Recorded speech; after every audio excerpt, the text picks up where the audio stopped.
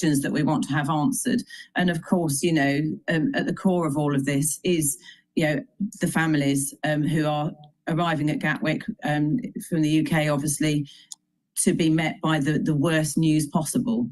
So we need to find answers. We need to tread carefully over the next few days. Tread carefully with the emotions of those families. And Emma, you say it's likely that the pilots would have known what was happening, given the configuration of that plane, that they were perhaps trying to avoid buildings, all the rest of it. Would the passengers have known what was about to happen? I think that's fairly unlikely. Seasoned passengers may have wondered why it didn't feel the same climbing as it should have been. People who, you know, there may have been former crew on board who may have thought doesn't feel quite right, but how much time there would have been between that realisation and what actually happened is impossible to say. Unfortunately, I would suspect that, yes, the pilots will have had some indication that something had gone wrong. And they almost certainly would have known that what was happening wasn't what they were expecting to happen. And I expect they will have had time to have processed that. And, you know, I think we have to tread carefully around that as well. That's, as a professional pilot myself, that's a horrific thing to imagine. Absolutely. Emma, thank you so much for being with us this afternoon on this. There's been quite a lot of estimations made about how much fuel might have been on board. From your experience for a flight like this, from India to the United Kingdom, how much would there have been for that length of flight? Well, you'd expect to be carrying quite a lot. Obviously, it's a long flight. I'm not sure exactly what the length of the flight is, and I don't know what the fuel burn is on a 787 because that's not my aircraft type. But right, you know, we would work on 2 tons an hour for an A320. So if you are expecting it to be a sort of 12, 13-hour flight, you can expect there to have been maybe 30 tons of fuel on board at least. So, you know, and obviously just after takeoff, all of that fuel is pretty much still there. Yeah, and that's one of the extraordinary things. I mean, just thinking back to other plane crashes in history or events that are unlike this, but similar in some ways. I mean, in the 9/11 attacks, the reason they used those planes so soon after takeoff is they wanted them to be absolutely full to the brim of fuel. Crashes, I suppose, upon landing can sometimes be less deadly than crashes upon takeoff for that very reason. Well, yeah, it makes sense, doesn't it? That, you know, when you're coming into land, you've got reserve fuel, you've got reserves in your tanks, but there's, you know, a lot less fuel, especially if you're doing a long flight. You know, the longest flight that I would have operated in Europe would be 6 hours. So I might have maybe 18 tons of fuel on board. And by the time I get to the other end, it might be down to sort of 2 or 3 tons. So, you know, of course, if there's less fuel, there's less fire. But having said that, that's still a lot of aviation fuel. So, you know, and it depends what causes the crash. You know, if you're coming into land and something goes wrong, then it might be that you're slower. You know, you're already lower. There's all sorts of reasons why that could work out to be slightly less damaging in some ways. But, you know, yeah, certainly this is almost the worst scenario, isn't it? Taking off with fully loaded with fuel and then crashing into a bit. We all saw the explosion happen. And, you know, that's almost an infinite fuel source. Terrible. And Emma, sorry, so many questions for you this afternoon, but the regulator put out that the captain had 8,200 hours of flying experience. The co-pilot had over 1,000 hours of flying experience. For those who have absolutely no idea what that means in terms of experience, that sounds like a tremendous amount of experience, is it? Well, 8,500 hours was what I had when I stopped flying for EasyJet. So, you know, that's, you know, a pretty high experience level, certainly. So in the left-hand seat, yes, you know, 8,200 hours, that's an experienced captain. 1,000 hours, it's not inexperienced in the flight deck. It's not a brand new pilot, but it's, you know, that's somebody who's probably been flying for, you know, they might have only been flying for a couple of years. But, you know, the experience levels in the flight deck, you know, because there was an experienced captain there, we have to remember that pilots go through very, very rigorous training in order to be able to get licenses in the first place. So both pilots were equally qualified on the aircraft type. Yes, one of them had slightly less experience. That might end up, that will definitely be one of the things that's being looked at by the investigators. You know, were the experience levels right? Was there what's the culture in the flight deck? You know, was there a strong command gradient? So, you know, some cultures have been known in the past to have very sort of steep command gradients where you've got very senior captains who don't want to listen to very junior first officers. That's not, I'm absolutely not saying that that's the case here, but it will be something that will be looked at. Was there a question over that? And huge questions, of course, in terms of what could possibly have caused this. I mean, some speculation online that the flaps in the wrong position. I mean, could that have been a mechanism that was jammed? Could that have been user error? Could it have been, I mean, it's very, very hard to sort of try and speculate really over what could possibly have gone on to cause this tragedy. Yes, and all of those things are possibilities, and that's why we have to be very careful not to speculate and wait for answers from the black box, which come very quickly. You know, once that information is secured by the relevant authorities, which I suspect it may well have been already, or will be very quickly secured. You know, that will then be, as I say, you know, that will be gone over with a fine tooth comb to make sure that all the answers come out. And so, you know, we have to be very careful. It's always the thing that we want to do now is always, we want answers immediately, and we can't have those. We have to, you know, be very careful about that and make sure we are waiting for facts to come out. So in aviation, we do work with facts. We don't tend to work with conjecture. Of course, we all want to sort of have our comment about what, you know, it's a fact that we could see that the gear was down. That's not a normal thing to happen. What we don't know is why. So, you know, those things, the video will actually be helpful to the investigating authorities because they can actually see the aircraft as it was, you know, supposed to be in the takeoff climb. So things like that will be really useful. And we do have to be very careful. You know, everything you read online isn't always true. And we've got to. Hello, this is Dr. Paul Cottrell, and we are live on Rumble, on YouTube, and on my website, the-studio-reykjavik.com. We're going to go over the markets. The big news today is the crash in India. I believe over 200 people are dead, and 53 of them were Brits.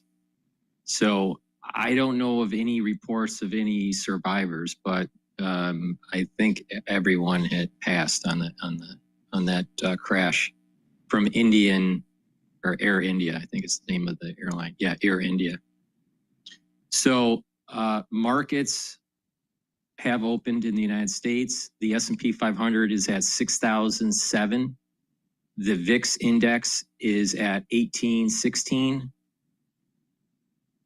Going forward, I'm going to be talking about how to trade volatility, all right, directly off of some ETFs. So that will be part of my deck, my weekly deck to show you how to do that. The Euro USD is trading at 115, so dollar is weakening. Oil is trading at 67.02. BITO is trading at 21.41. The Japanese yen is trading at 143, so there's some stress in the international markets. Nat gas is trading at 3.6. The treasuries are trading, the 10-year treasury is trading at 113.01. And Gush is trading at 23.15. DRIP is trading at 9.80. So let's talk about the S&P 500 for a second here.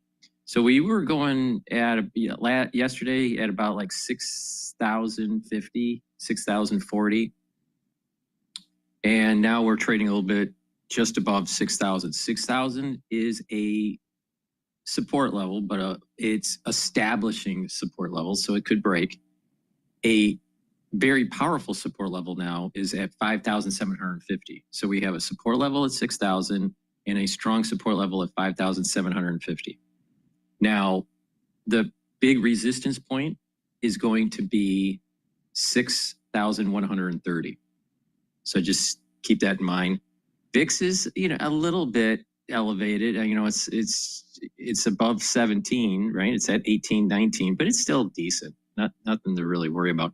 I think the big worry in the market is the actual 30-year Treasury auction and how that might move the markets. If it doesn't go well, then the dollar will weaken and we might even see a sell-off in the equity market. We'll see. The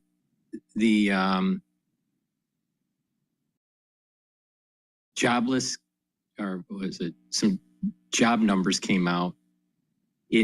It jumped a little bit than expectation, but in terms of seasonality, it's really not that big of a difference. I think it was like expected was like 241K, and I think it came in at 248K, something like that. So it's really not that big of a deal, but that might be a little bit of a headwind for the economy. And that might be the reason why we're seeing the market a little bit down today.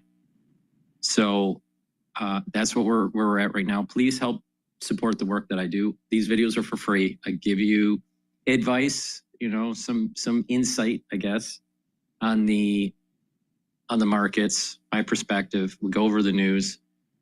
Please subscribe to my channels. I have 4 channels on YouTube. I have Brighteon, Bitchute, and Rumble.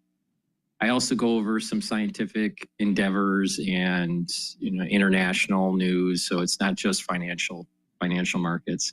It just depends on what's breaking. So we have to pivot. This is totally unscripted. We just react to the news, right?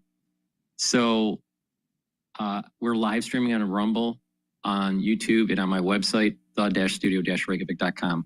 If you'd like to support the work that I do, make sure that you subscribe to the channels, share the links, ask your social media to follow me. And if you would like, please purchase the products that I have on my store. We'll go over them. I have ebooks and supplements and even course material that you can learn immunology and pulmonology. But you can donate. You can donate on Stripe, PayPal, or Buy Me a Coffee on my website, or click the links in the description of this video. And you can be a paid member to my Patreon channel. By donating and being a paid member of Patreon or purchasing the products, that helps for me to do this work for free. I put thousands of videos out there for free, thousands of videos. All right, so please go to my store, the-studio-reykjavik.com. Help support the work by donating. Some of the international viewers want to purchase the products. I only ship within the United States. That's because of the cost of shipping. It's prohibitive to ship overseas. So if you'd like to help support, a great way to do it is to donate or to be a paid member on Patreon. I greatly appreciate everyone that has supported over the years. So let's go back into listening to GB News here. There are still hundreds of thousands of flights getting airborne around the world every day that land perfectly safely. And it's just incredibly sad when something like this happens. Yeah, well, Emma Henderson, I thank you so much for staying with us for quite so much time and answering all of our questions there.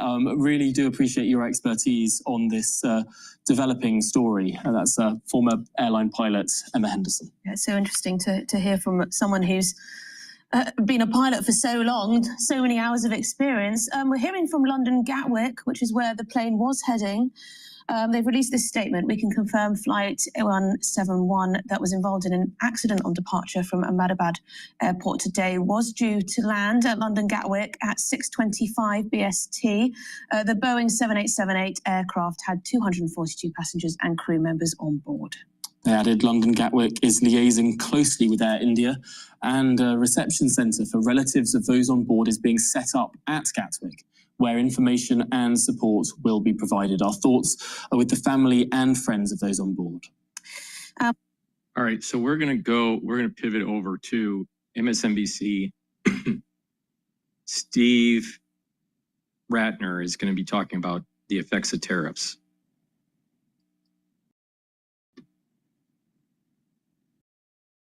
Steve Ratner. Steve, there has indeed been plenty of speculation about how Trump's tariffs will impact the country. So tell us, how does the economy look almost 5 months into Trump's second term?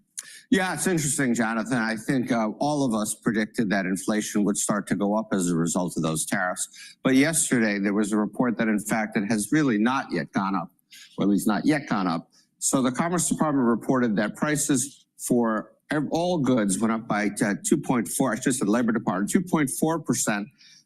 But for what we call core goods, which is you take out energy and other volatile categories like food, they went up 2.8%. And that, as you can see, is flat here and just slightly up here. So pretty good news on inflation. Why? I think people feel there are 3 reasons why we haven't seen the tariffs yet. First of all, importers stocked up in anticipation of those tariffs. Secondly, businesses are trying hard not to raise prices, although at some point I think we expect them to. And thirdly, the tariffs have been on and off and paused and so on. And so the effective tariff rate is actually at the moment a good bit lower than what Trump had put in place at the beginning. But economists still expect them to rise by about 3% this year, which means faster than that at the end of the year. And consumers actually expect them to go up 6.5%. Trump, as you know, has been posting on social media about how the Fed has to cut interest rates, the Fed has to cut interest rates. The Fed's target is 2%. They use a slightly different price index, but close enough. 2%. Well, first of all, if there's going to be inflation, you should not raise, I'm sorry. If there's going to be inflation above the 2%, you should not cut rates because that would be inflationary. But I do think that these economists that are stating that we're going to have 3% inflation, I think are just wrong. I just flat out think they're wrong. I think that the actual effects of these tariffs is going to be just slightly, in some categories, slightly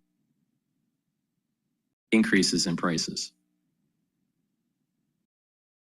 I wouldn't be surprised that we'd be at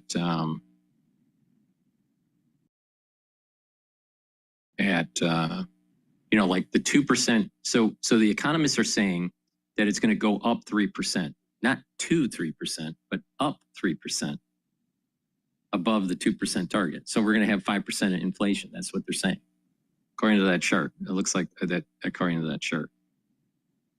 If I'm not mistaken here. Let me see.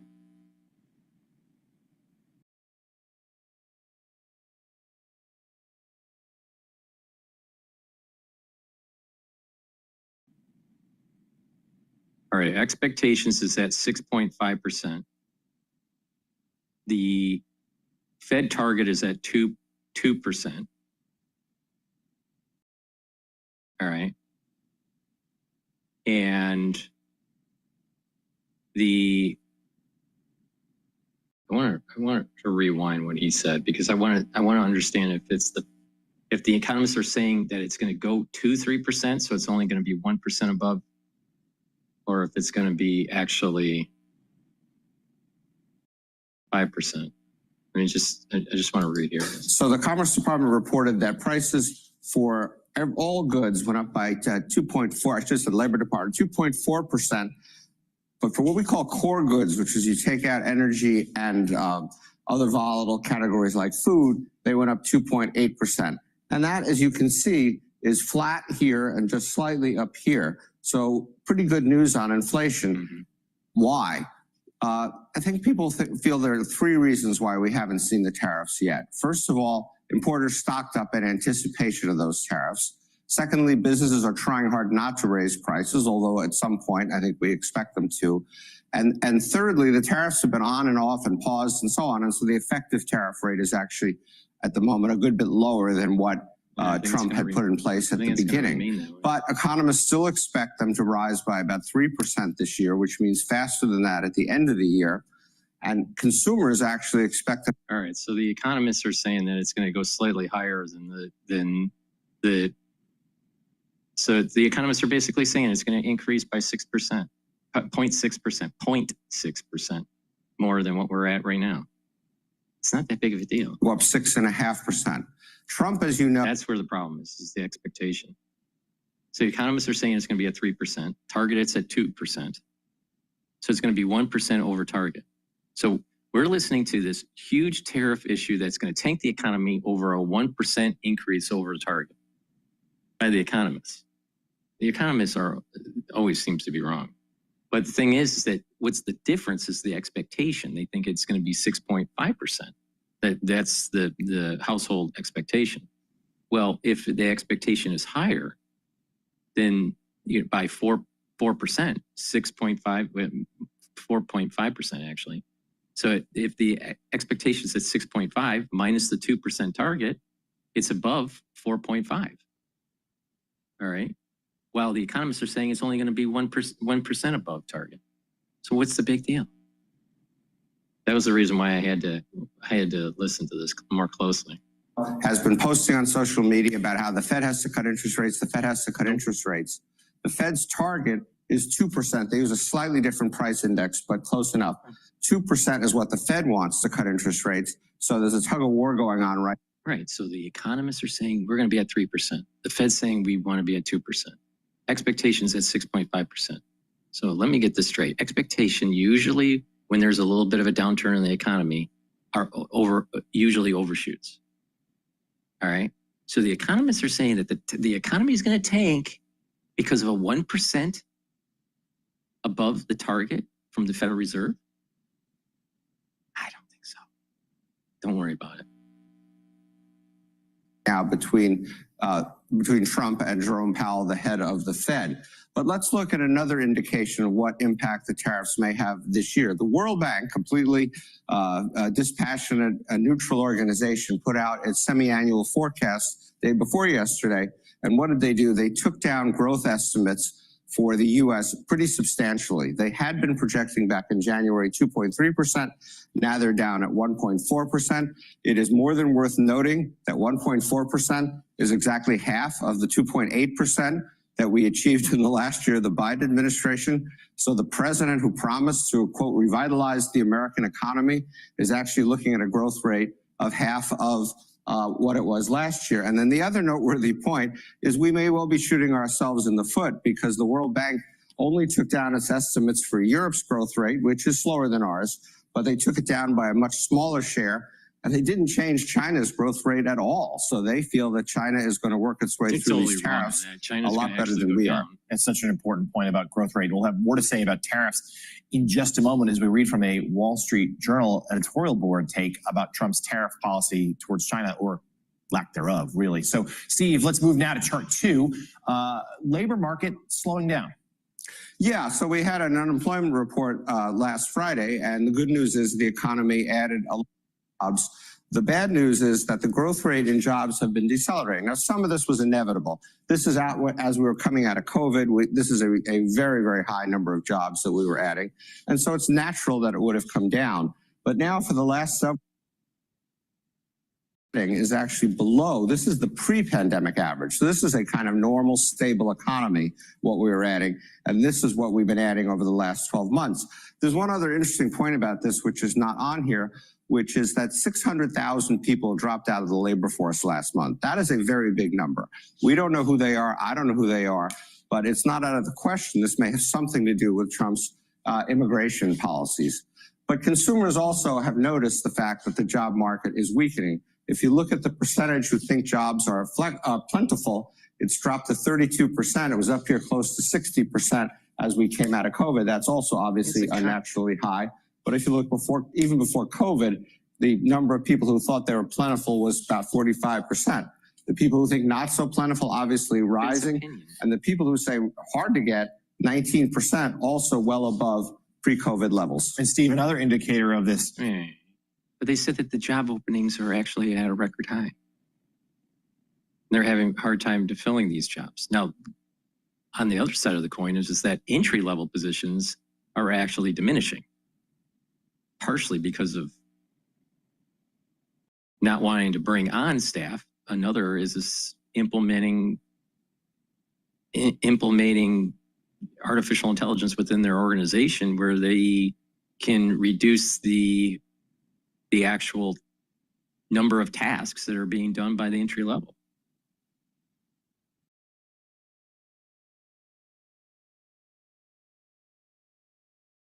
economic uncertainty that just seems so pervasive is your third chart. Home buyers simply aren't biting.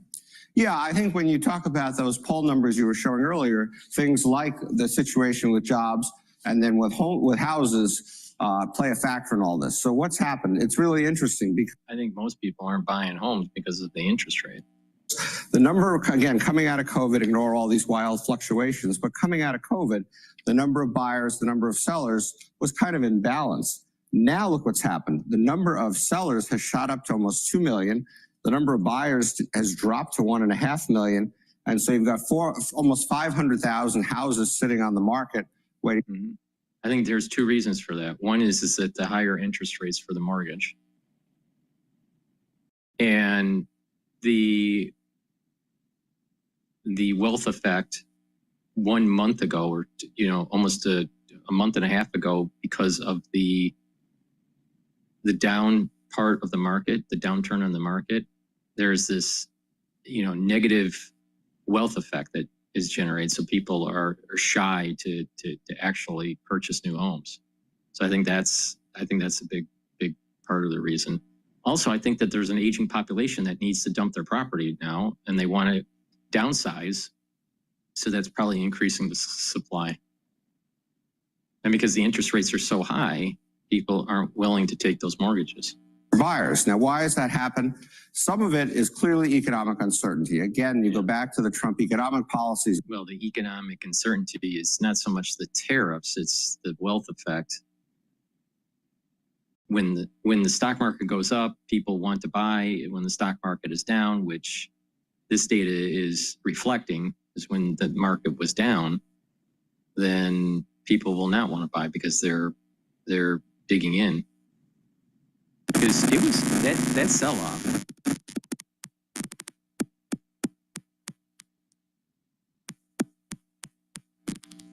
That sell-off, I got some static in my ear here.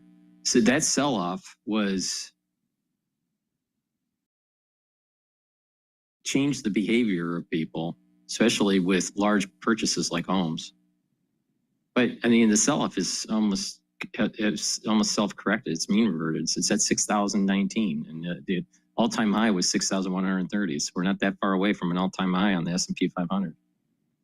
I think what's more problematic is not so much the tariffs, is how artificial intelligence is going to be used at the workforce, within the workforce and at the workplace. Down, backwards, sideways. People do not want to make major purchases when they really have no idea where the country is going. So that's a factor. But the other factor is that what we call affordability, what an average consumer has to pay to afford his house, has been rising for a good while since we started raising interest rates coming out of COVID. So back here in 21, it was $1,000. Today, it's about $2,000. And so that is a significant impact on consumers. But Trump, who again came to office promising he was going to solve all these kinds of problems, what's happened? Since Election Day, it's gone from $2,100 up to almost $2,200. And on Liberation Day, it actually took a particularly large jump because the 30-year Treasury took a particularly large jump because of the tariffs. So we're going in the wrong direction on housing affordability at the moment, as well as consumers' willingness to make major purchases as we live. He's only talking about $100 a month difference. Meanwhile, we're trying to build the economic clustering that was gutted for the last 35 years because of NAFTA and globalization. In this world of economic uncertainty. Yeah, lots of warning signs there. So, oh, breaking news. It looks like there's one survivor recovered after the crash. Let's listen into GB News. Tom, we're going to be continuing our coverage and of other matters into the afternoon. You're with Martin Dobney. He's going to be bringing you through till 6 o'clock, so stick with us here. Okay, so they're on break. They're on break. Please go to my store, the-studio-reykjavik.com, and get the great structural nano silver soaps that I have. You can get it in charcoal tea tree. Oh, I'm sorry. This is lemongrass. You can get it in lemongrass. You can get it in peppermint. You can get it in charcoal tea tree and in lavender. So please go to my store, the-studio-reykjavik.com, and get the high quality soaps that I have. Get a few bars for your household. Very high quality. It's stuff that I use. And it's a great way to support your health and wellness and support the work that I do. So please go to my store, the-studio-reykjavik.com, and get the very high quality soaps that I have. Use discount 5 and you get $5 off any order. All right, let's see if we can find some more information about that survivor. While GB News is, yeah, that's really, so the Independent said there was no survivors, but now it seems like there is a survivor. Let's just listen into Fox News here. And straight to this Fox News alert, an Air India plane bound for London crashing shortly after takeoff. The Boeing 787 Dreamliner carrying at least 240 people going down in a residential area. Let's get right to Greg Palcott live in London where the plane was heading. Greg, what do you know? Yeah, folks, we're getting a little bit more information than since we last talked to you about 20 minutes ago from the Indian Health Ministry. They are now confirming that there are many, I repeat, many killed from this incident. Also, breakdown of the passengers. They include 11 children, and a report on the ground that some 30 bodies, 30 killed, were pulled from a building that was hit by the plane. It remains to be seen whether the individuals were actually killed inside the building or they were extracted from the plane. Again, a recap, this is a fine, perfect, safe airliner. It's a Boeing 787-8 Dreamliner. It has never had an accident since its inception in service in 2009. We understand the pilot, the Air India pilot of the plane, also has a very good record, about 11,000 hours in the sky. So on both points, that's clear. What is not clear is what happened shortly after he was taken off from the runway at the Ahmedabad city, that's in the western part of India, bound for London, bound for the second biggest airport here in the capital city, the Gatwick Airport, with 53 Brits on board, as well as 7 Portuguese and 1 Canadian. Something happened. The landing gear was still down. Apparently, the pilots, the crew were desperately trying to fix something else. There was, we understand, a mayday call, so they knew that something was wrong. And then from the amateur video that we've been seeing, it's up in the air and then it just floats down, and there is a large fireball where that occurs, crashing right into buildings. We understand, according to one report, crashed into a hostel for doctors, which is an interesting situation. That whole city, about 5 million people. So when you go down into a residential area, that is trouble. But that's what we have now. We do have confirmation of killed. We have seen visual confirmation that there appears to be injured being pulled from the plane as well. We'll come back to you with more information. Back to you. Okay, thank you so much, Greg. Let's bring in former NTSB investigator and aviation consultant, Mike Cofield. Mike, thank you for joining us. Thank you. It's a pleasure to be with you this morning under these bad circumstances. I know. Mike. We lose the video on social media. We're just getting it cleared to make sure it's actual footage from the plane crash. I'm sure you've seen some of that video. What do you think happened? Well, I've seen the other video, and if that is factual, and I know that there's concern about that, but if that's factual, you're right. The gear was down. It appears that the flaps were already up, which is very strange. That would not be occurring with the gear still being down. And then the airplane appears to just, what we call it is behind the power curve. So it starts to just kind of sink. We're going to look at the black boxes at this point. We're going to make sure that the throttles were at full throttle. We're going to make sure too that the engines themselves didn't shut down. That also looked interesting. So that's the initial look. It's tragic in terms of the airplane was full of fuel. The likelihood of survivors is pretty limited. And it makes a global concern because of one, where it was going, and two, as member of the Star Alliance. And there's a couple other things too that we want to look at also. Quick question. When it comes to planes, we always focus on the pilot and the aircraft. What about the airports? I mean, what about the airports with their maintenance crew and their ability to detect any potential problems? Do we look at reputations there? Absolutely. Brian, that's a great question.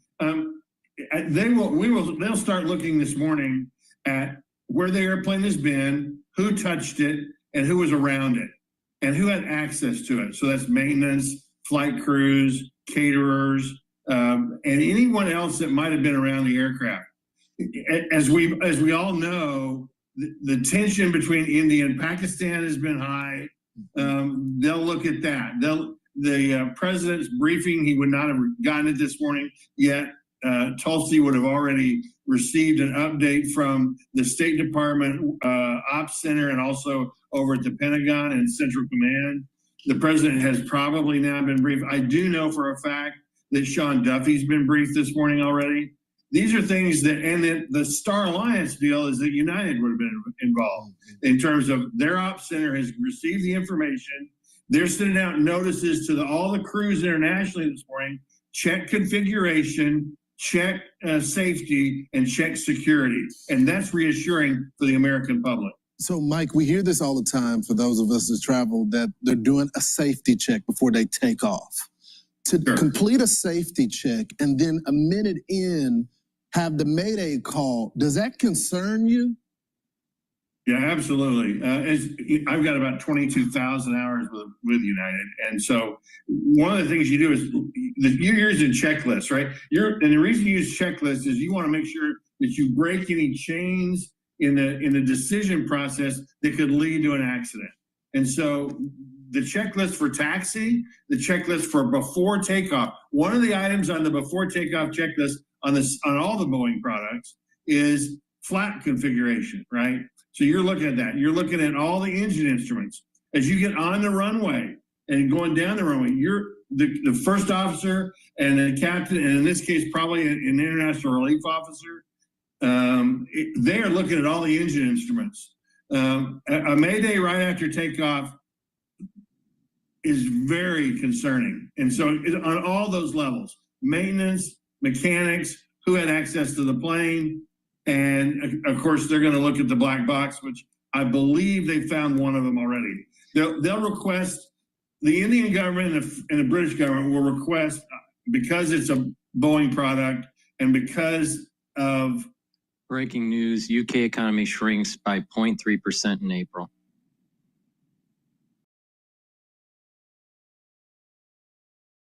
The nature of the alliance between carriers, airlines, they'll ask the NTSB and Boeing to participate. So, Mike, so many of us fly often, and we're concerned. We've seen all these crashes lately. What can you tell us about the planes that we're getting on? How old is the average plane, and how often do they have maintenance where they completely take it all apart and rebuild it? So let me try to unpackage it. So every time the captain gets on the airplane, he does a walk around of the airplane. He's looking at everything on the outside, and then they get inside the cockpit and they're looking and doing testing of all of the internal process, and they run a diagnostic before the airplane even moves.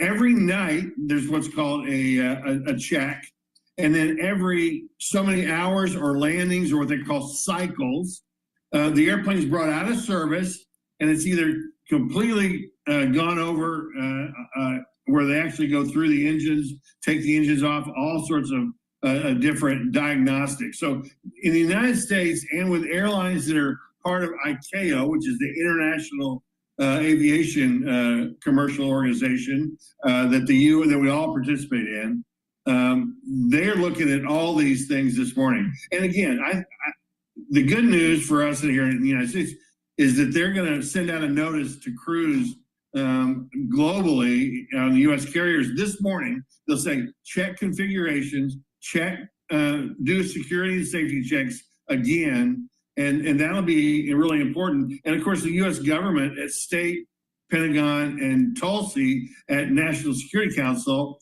where I also work, they're gonna make sure that they're talking with their counterparts globally. Got it. All right. Thanks so much. Appreciate it. We'll watch this unfold. Mike. Thanks, Mike. All righty. But first, the House and Senate chambers sparring over ways. Let's listen into Bloomberg here. The peak and cut changing super fast. Bloomberg with Alex Steele and Paul Sweeney on Bloomberg Radio, YouTube, and Bloomberg Originals. Good Thursday morning from the Bloomberg Interactive Broker Studio, streaming live. Yes. You can find us on your smart TV. You just search Bloomberg Pursuits, and that's where you'll find us. Coming up, we're going to get the latest on these markets. We're going to check it with Shelley Bancho.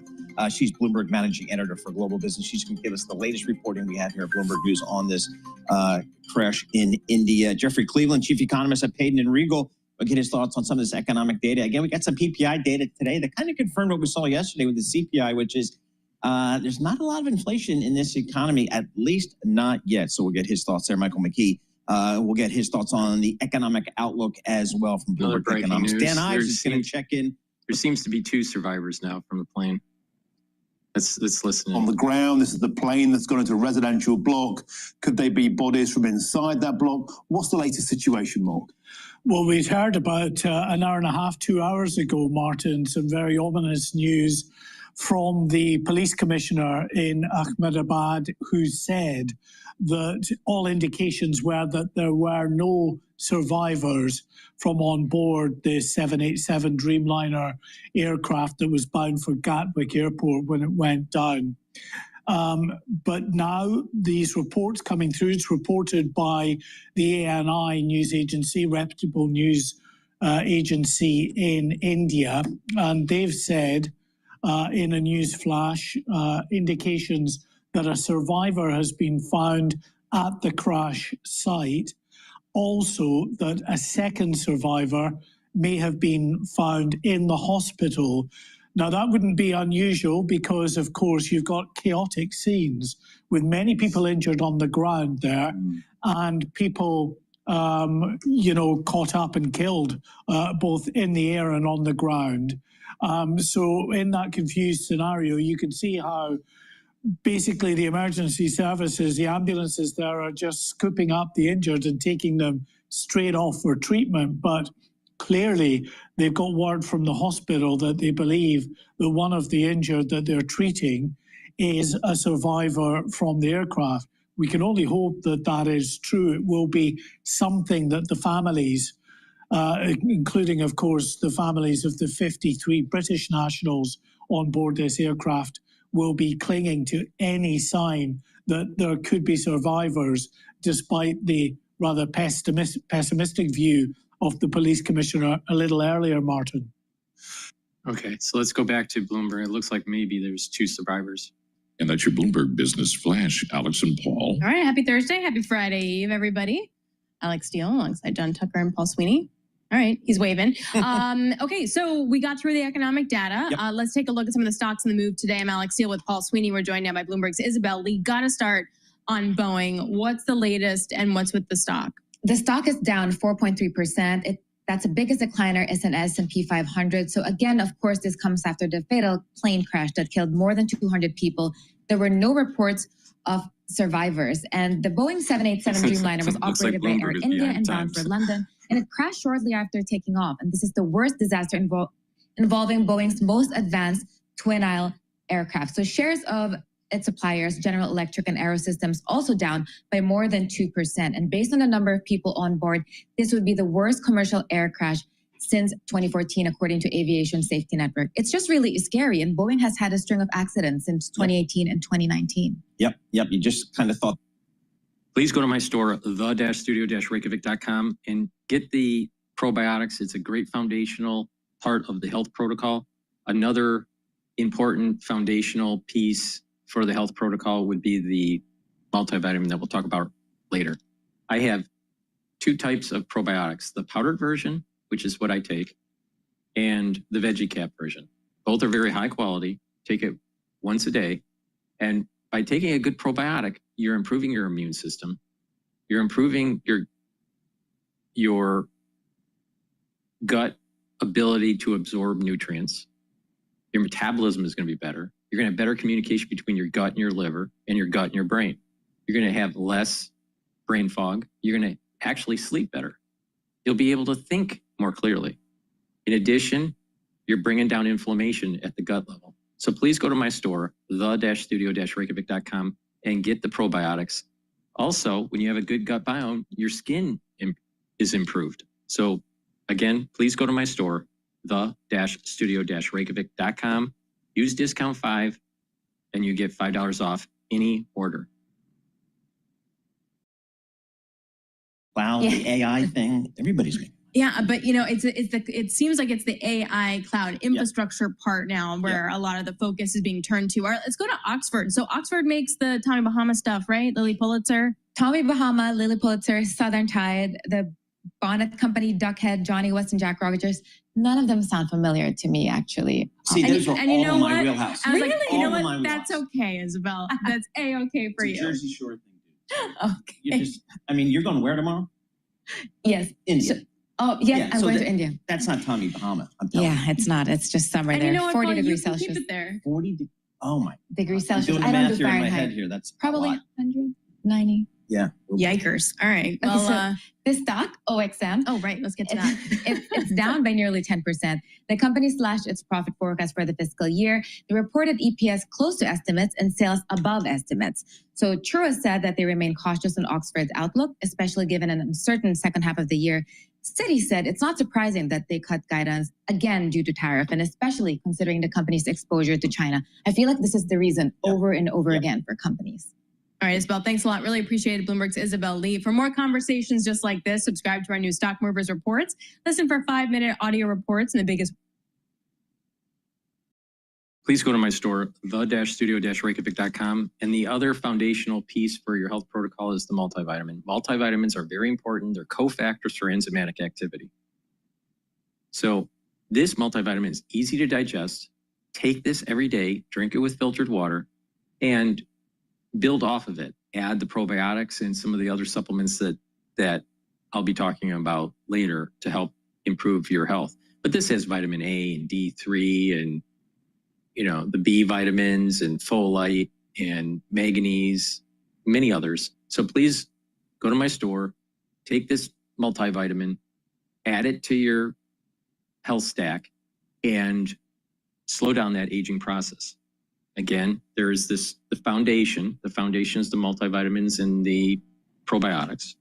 And then you add to it, especially like the core, what I call the core, which is max 35 or max 14 or cleanse to boost up the immune system, C60 to soak up free radicals, turmeric, ashwagandha, and lignans to improve your immune system and help with your cardiovascular health, and Boomer Boost to boost up that energy level and rev up your metabolism.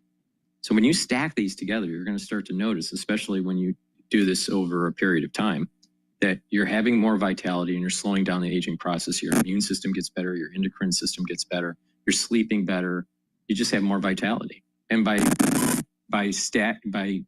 applying a holistic approach, by proper diet and exercise, proper sleep, learning new things, all these work together to slow down the aging process. It's not just taking a multivitamin that helps your health, right? It does help your health, but you get much more benefits when you look at this and approach this in a holistic fashion and you stack things accordingly.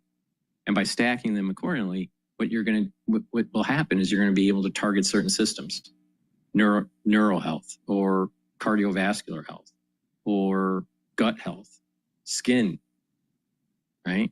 So immune system, these are all, they can all be targeted, right? But a holistic approach is the best way to slow down this aging process. And when you're slowing down this aging process, you're going to have more energy. And when you have more energy, you just have more vitality. So please go to my store, the-studio-reykjavik.com, and get the multivitamin. Don't know yet. That's what we're trying to find out now. If a plane is maintained, fine. If a plane is maintained well, 12 years is fine. If it's not, then it could be a problem. And that's another thing George Ferguson was saying. Tom Keane asked him, is plane maintenance kind of the same all around the world, the quality? And George says it's not, and so there are certain things. And so somehow how the Boeing will then come involved periodically to make sure it's up to speed and things like that. So there's a lot of checks in there, but things happen. What's the next? What are we looking for? Yeah. What are you looking forward to next, Shelley, on this? Yeah. So first of all, on the death count, I mean, we know so far they found or identified about 200 bodies. There's probably going to be more. There were 242 people on board, but from what we understand from reports, this went right into a medical school where people were sitting and having lunch. So the death count could get much higher. We still don't know. A lot of rubble. They're trying to pick people out. Then we have the cause. What we want to find out is, why did this happen? So that's going to require, is this a Boeing issue? Is this a GE engine issue? Is this an Air India issue? The answer to that could then, determine where the story goes from here. Unbelievable. And that's sort of the scary part, is there's so many different layers. And I saw some reporting that the pilot had just tons of experience. Right, because he knew right away, from what I understand. Yeah, and he radioed air control. Yep. Okay, well, we will obviously be keeping you updated on any headlines as they cross, as this continues to unfold in the coming days and coming weeks. Shelley, thank you very much. Shelley Banjo is Bloomberg's managing editor for global business. Again, looking at shares of Boeing, down almost 4% after the Air India Boeing 787 Dreamliner crash shortly after takeoff. Just looking at those suppliers as well, looking at General Electric and Spirit Aerosystems, which of course Boeing is trying to buy, except for the part that is going to be dealing with Airbus. The plane was powered with those two GE engines.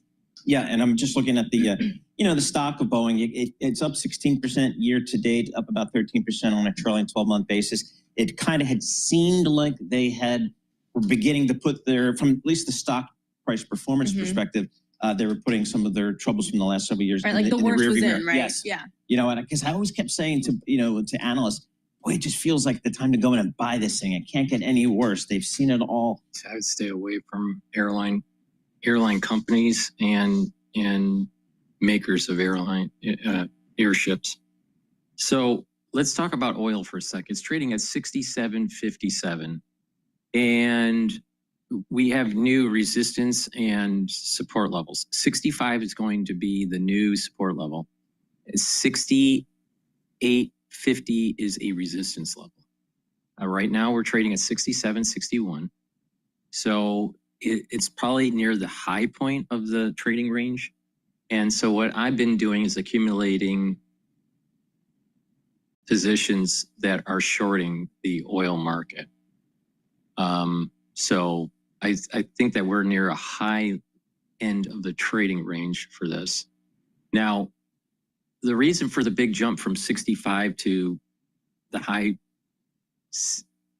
67 handle is supposedly in the news, escalated tensions in the Middle East. I'm not so sure about that.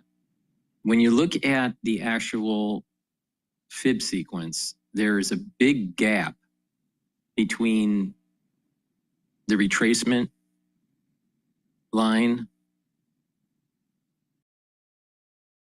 right, where 68.5 is a resistance level, and that 60 and that 65 level.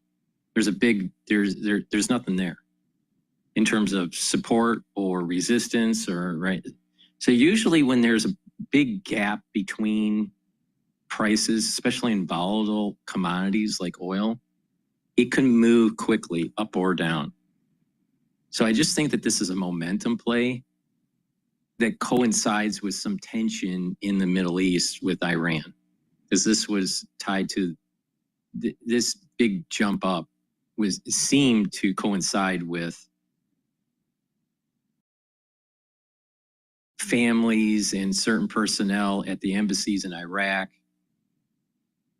leaving right? And so there's, a little bit of talk of escalated tensions. Maybe the United States is going to hit Iran, maybe Israel will hit Iran. So, I'm not so sure that this is going to continue to play out. I wouldn't be surprised that oil drops back down to around 66 or 65. So I think that as it approaches that 68.50, I think it's going to have a little bit of hard time get above that. So my targets now are 68.50 for the resistance and 65 for the support. Now, this coincides with also OPEC saying that they're increasing production. According to Petrol Logistics, they think that OPEC Plus is just hiding production numbers that were elevated in prior periods. The official data that was coming out from OPEC Plus several periods ago seemed to be understating the actual production compared to the shipping containers of oil that Petrol Logistics is tracking. I believe that's the data set that they're tracking. So it just seemed like there was more oil floating around being shipped than what OPEC Plus was saying. So by elevating to 400 plus thousand barrels a day more month over month, it slowly allows them to kind of hide this overproduction that they did prior months ago. So that means that the real inventories have not changed. Now the question is, will those inventories go down or rise because of demand? China doesn't seem to be too healthy, so I don't think that the demand for oil is going to be there. And there's still a debate about how globally this tariff war, how it may suppress certain regions. Now, the UK, the economy is shrinking. Europe's not doing so well.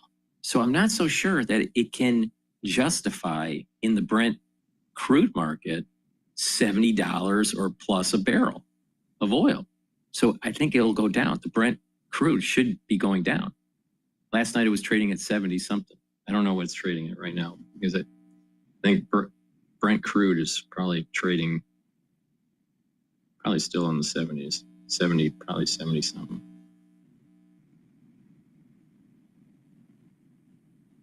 No, Brent crude is now at 69.13. But the point I'm making here is that it just seems a little high.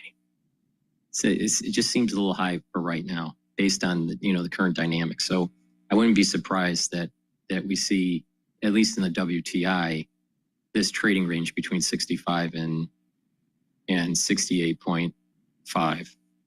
But we're right now at 67.50. So it just seems that there's higher probability of it going down than up. So that's my take on oil at this moment in time. We'll see, things evolve. But if there is a ramp up in escalation in the Middle East, it could stay elevated for a little while. But I just don't see it happening. It just seems like it climbed up too quickly. Plus, when you look at an RSI, it's starting to look a little high for the RSI, the relative strength index. So it's probably going to come back down. PI out today. John characterized it as muted. I'll go with that. PPI final demand month to month, 0.1%. Consensus was 0.2%. And then if you annualize all this stuff and say PPI X food, energy, and trade year over year came in at 2.7%. Consensus was 3%. So that's a pretty big beat, I would say. Jeffrey Cleveland joins us, chief economist at Peyton & Regal out there in L.A. Jeffrey, what did you make of yesterday's CPI, today's PPI? What's your call on inflation these days? Well, Paul, not only was it benign for May, that's 4 months in a row. So 4 months in a row after, a January hot start to the year, CPI has been soft. I know the inflationistas listening are going to say that, just wait another month and the tariff toll will hit. And that is possible. But I would point out that in the data we saw yesterday, it wasn't just that goods prices were soft, also services prices were soft. So, So, housing, Jeffrey, are we all clear? but also non-housing service. I wouldn't say they're all clear, Alex, but I mean, it's we're getting there. We're getting close to saying all clear. I think another couple of months, I'll declare the all clear. I think also with this morning's PPI, you throw that in the mix, you could imagine a soft reading for core PCE when it comes out at the end of this month, which is what the Fed is more focused on. And I think very good news for the central bank and for the bond market. So soft inflation readings. So Jeff, we're not necessarily seeing any inflation in the numbers yet. Maybe we will in the future. Is that a reflection of companies just kind of eating the cost increases that they are experiencing, maybe taking it in their margin as opposed to passing them along to consumers? That's a possibility, Paul. It's possible we just haven't seen the pass through yet. People are shifting their behaviors. People are making up for it in other ways and not passing it through into prices. I think all of those are in the mix. I think for one thing we've been telling clients is that keep in mind imported goods in terms of the PCE index are 6, 7, 8% of the index. So you could see potential price increases on those goods, but you have to keep in mind most of what you spend your money on, Paul, are things like services. And those, we still see scope for services to continue to cool off. And certainly we saw that in May. So that could outweigh some of the tariff price increase. So that's a good news. So I think by the end of the year, so if you can look out 6 months or so, I think inflation will continue to moderate. Okay, so if we are in this disinflationary environment right now, well, actually, would you categorize this as disinflation? Oh, yeah. I mean, we peaked in 2022 at a very high level on core inflation. It's been coming down. It's been coming down slower than we would have hoped, but it is disinflating. So I think we're definitely in a disinflationary environment right now. Yes. So if it's disinflationary, is that enough for the Fed to cut in July, September, preemptively? I think you have to step back here. If you put yourselves in the shoes of the Fed, you're at 450 on the funds rate. I would categorize that, Alex, as restrictive. So they have a restrictive policy setting, but we know, we just talked about it, inflation is cooling, disinflation. And the other thing that you brought up earlier on a segment, which was wonderful, we are seeing a slowdown in the labor market. So with that backdrop, I think the next move from the Fed is a cut. The question is, when are they comfortable doing that?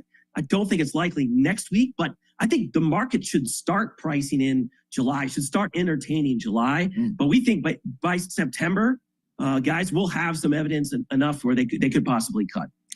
If that's the scenario and inflation, is not necessarily a concern here or a big concern, what does that do to your GDP outlook for the remainder of this year? We cut our GDP, Paul, after the tariff turmoil really broke out starting February 2nd. That Sunday afternoon, my team got together and we cut our GDP. So we went down to 1% for 2025, Q4 to Q4. We brought that actually up a little bit in recent weeks. So we're around 1.5% for the year. That's not a recession, Paul. I would characterize that as subpar economic growth, so sub-trend. But that doesn't really change here with this disinflation story. I think that will be the case. We'll have subpar growth. We'll avoid a recession, but we'll have disinflation. That's good for bonds. I think especially the long end of the Treasury market is really been pushed up by fears of the fiscal, fears of inflation from tariffs. And if all of that sort of fades, man, bonds look good. We have a good setup here for the bond market over the second half of the year, in my view. Really? Deficits included in that? Yeah, I mean, the deficits, Alex, this is the most widely known story on earth. Talking to global clients for years, they've been looking at the U.S. budget deficit. It's huge. I'm not denying that, 6 or 7% of GDP. I don't think that's going to change next year with the big, beautiful budget bill. But I think that's priced in. We see that in, I think, the slope of the curve in term premium that's been built into 10s and 30-year treasuries. So that's a known. I think as we move on beyond that, people are going to realize the real story here is, okay, what happens with growth and what happens with inflation? That will drive markets. Hey, Jeffrey, I know you're in LA. You're an LA guy. Give us a sense of what's happening out there. Well, I'm 25 miles from downtown LA today, as you can see here in the home office. Part of that is because Payton & Regal offices are, in the heart of it, downtown Los Angeles, which enjoyed such a great resurgence pre-COVID.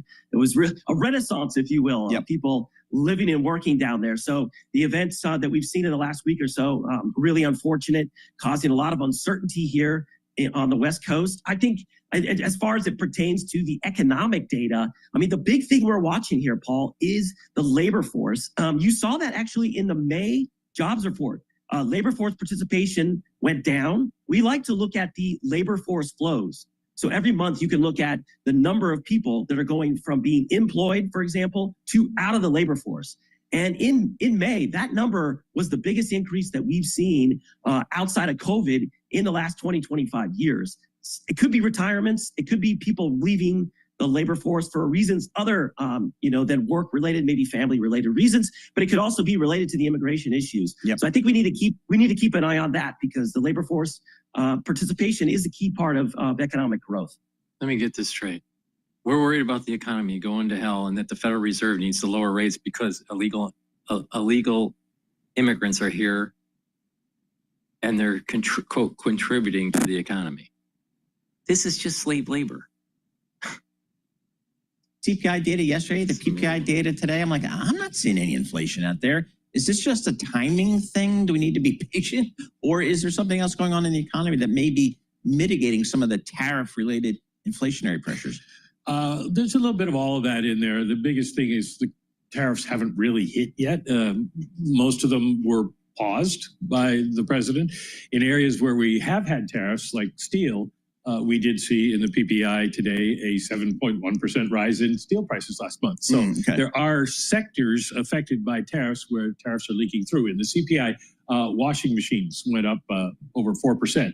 So, there looks like one of the survivors is a British national from the plane crash. But the tariffs are before we get the tariff effects.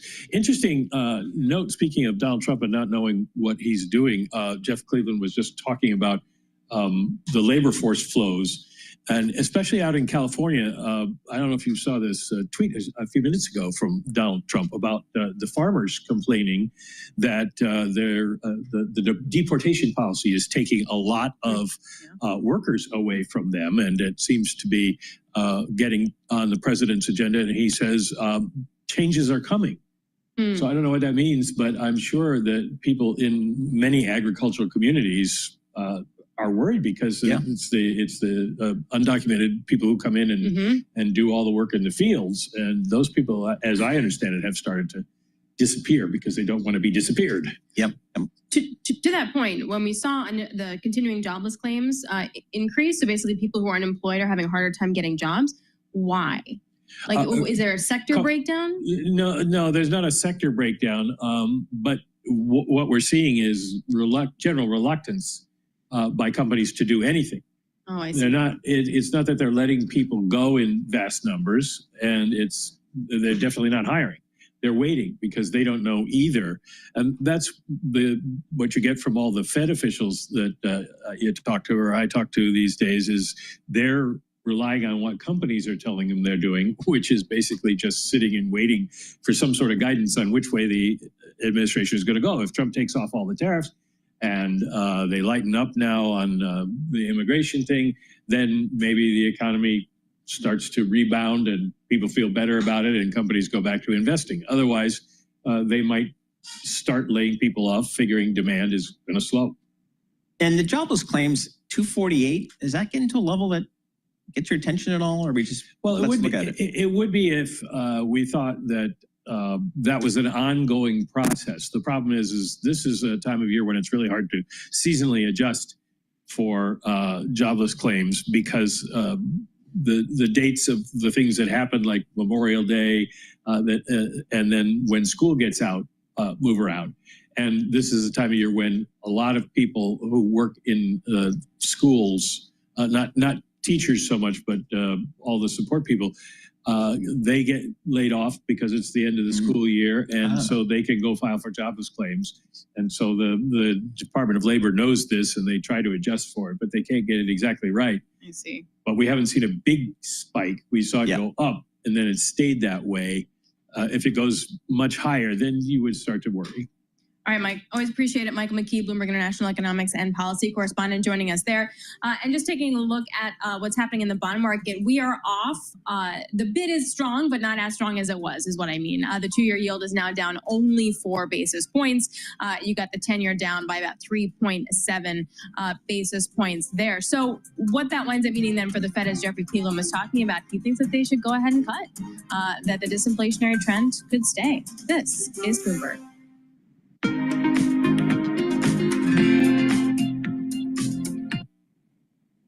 Please go to my store, the-studio-reykjavik.com, and get the great supplements that I offer, and follow the stack and the way I'm taking these. I take these supplements every day.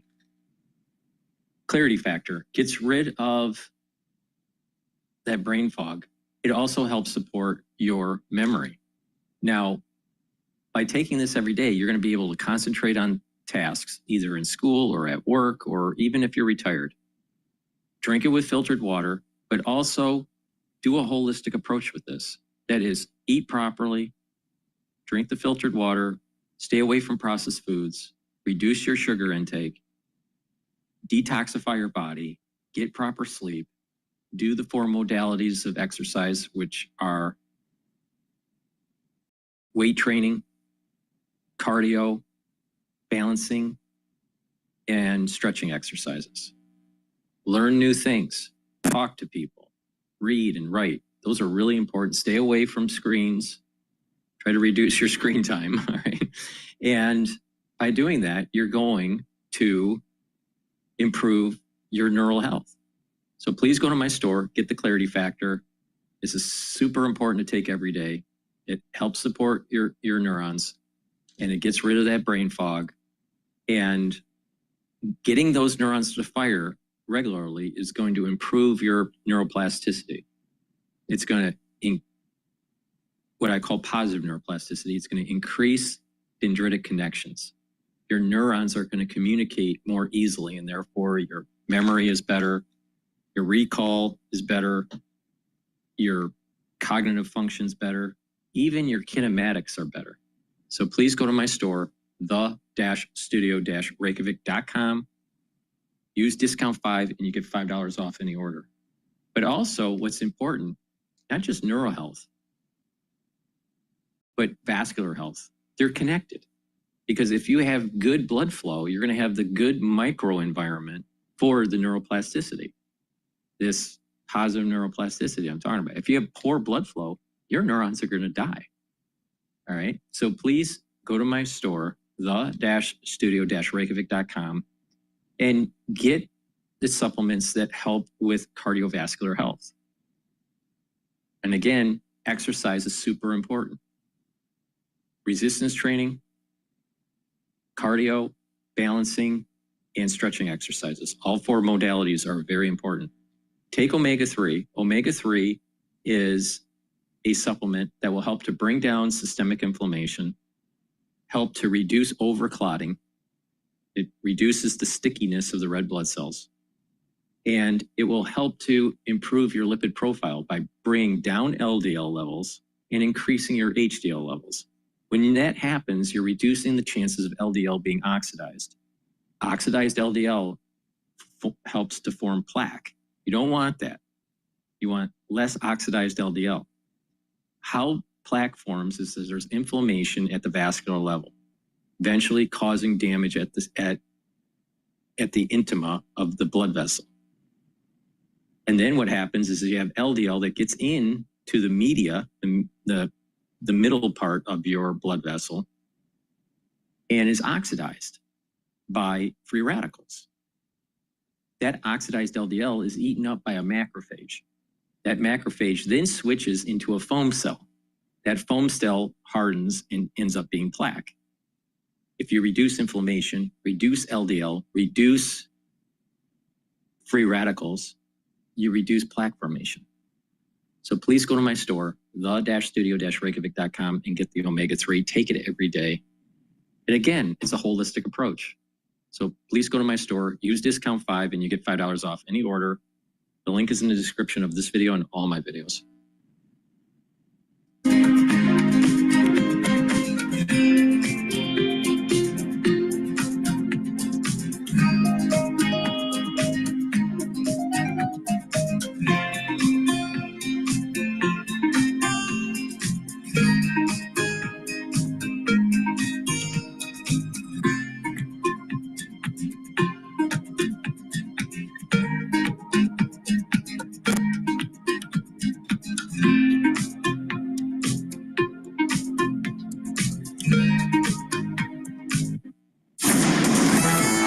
updates, headlines, and breaking news 24 hours a day at Bloomberg.com, Bloomberg Television, and the Bloomberg Business app. This is a Bloomberg Business Flash. And I'm John Tucker in the Bloomberg Newsroom with this Bloomberg Business Flash. The major stock averages right now mixed a little change. Bond yields, they're pushing lower, the dollar falling. Oracle right now, the leading technology share for protecting cloud infrastructure sales are going to jump more than 17%. Also, the best performing stock in the S&P 500 shares up close to 14% right now. After the Air India crash, Boeing shares worst performing stock in the S&P 500. They are down 5%. And the maker of the engines on that aircraft, General Electric, those shares right now down 1.7%. The Treasuries selling $22 billion of 30-year bonds this afternoon. This auction comes as Double Line Capital's Jeffrey Gundlach warns the long bond has lost its haven status. The long-term Treasury bond is not a legitimate flight to quality asset.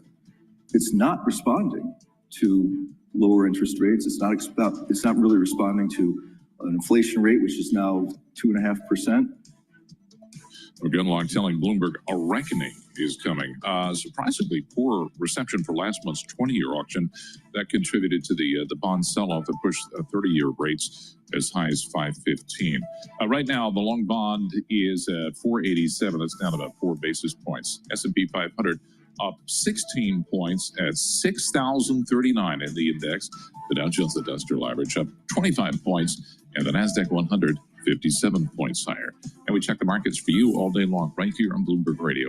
I'm John Tucker, and that's your Bloomberg Business Flash. Alex and Paul. All right. Thanks so much, JT. Alex Steele here alongside Paul Sweeney. This is Bloomberg Intelligence Radio. We bring you all the top news in business, economics, and finance through our lens of our Bloomberg Intelligence folks. They cover 2,000 companies in 130 industries all around the world. All right, let's check in with one of the best technology analysts out there, Dan Ives, Global Head of Technology Research over at Wedbush Securities. He joins us now. So the latest is that Elon Musk has an apology tour now. Reportedly, he spoke to President Trump. He said he overdid it. He posted on social media. Does this calm down Tesla? I mean, look, that was the overhang, right? I mean, you don't want a BFF to turn into an enemy, especially when they're in the Oval Office. And I think it was a smart move. I mean, obviously, hotheads, things got a little wild.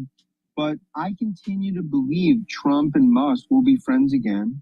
And Trump's a supporter of Tesla when it comes to ultimately the autonomous vision. And that continues to be key around robotaxi. Yeah, let's go to robotaxi, Dan. Can you tell us kind of the timing around it, the market opportunity around it, the competitive nature? What do we need to know about the robotaxi business? Yeah, I mean, and now it'll be late next week. It looks like when it's actually, going to launch, or and maybe potentially June 22nd. But this is in Austin. This is going to be a small launch, but it's the start of what's going to be 20 to 25 cities around the country in terms of basically a Waymo-like vehicle that Tesla is going to be able to scale and scope that's going to be unmatched. I think it's going to start, obviously, in a more of a ring-fenced, small area in Austin. But this is the beginning. We believe it is worth $1 trillion to the story in terms of the autonomous vision. And I continue to view this as probably, not just one of the best AI players out there, but probably the most undervalued AI relative to the technology I see at Tesla. But aren't there better ways or less stressful ways to play AI where you don't have a key man risk overhang? Yeah, and now, I mean, our view is it's the Ives AI 30, right? It's in terms of the report. Yeah, this is the autonomous way. Akko is the nuclear way. The godfather of AI, Jensen NVIDIA on the semis. Hyperscalers, Palantir, obviously one of the best pure plays. There's different ways to play it, but in my view, you can't just play it on semis. You can't just play on software. You have to play the whole theme. And I think when it comes to autonomous, Tesla continues to be the best way to play it. So broadening out a little bit, Dan, U.S.-China, we had some news come out from President Trump about maybe after the London negotiations between the U.S. and China on trade. Still, we're sitting there with, I don't know, on China, the best I can read is still 55% tariffs. That's still a big, big deal. How do tech companies like an Apple, how do they deal with that? I mean, I think also investors are viewing this 55% is probably the start. I mean, I think there's a bit that's going to come down. I think that's how the market's reading it as more negotiations come out. And I think there's going to be a lot of loopholes and a lot of exceptions. I think when it comes to tech, they're going to have to play both sides of the fence in terms of pivoting like Apple to India. But when it comes to NVIDIA and Jensen, I think that's the next big thing everyone's waiting for. What does this mean in terms of export controls? And will NVIDIA in some way be able to sell into China instead of handing that business to Huawei on a silver platter? So Dan, what else are you looking at? Like, okay, so we got through all the earnings. We got through Oracle yesterday, right? We got through the Musk and Elon, the Musk and Trump disaster. What is next on your radar? What's going to be a catalyst for your industry? I mean, to me, it's all about the use cases, expanding on enterprise, and that's key. The hyperscalers, the Oracles, of course, the semi plays as well. You're going to be looking out for they're loosening on the export controls in NVIDIA, and that's important, especially around China. But I think the big thing is now the consumer piece that's going to play out, from Meta to what I view as really autonomous to robotics. I mean, that's the golden goose is physical AI. I think autonomous and robotics are going to be probably the biggest theme within AI. So to me, investors continue to kind of, I think where they're wrong, they continue to be skeptical about AI. I don't think there's any skepticism out there. I mean, you spend all of our time traveling around the world. This is a fourth industrial revolution. It's why I believe we're going to be talking about NASDAQ 20,000, NASDAQ 25,000, and so on over the coming years.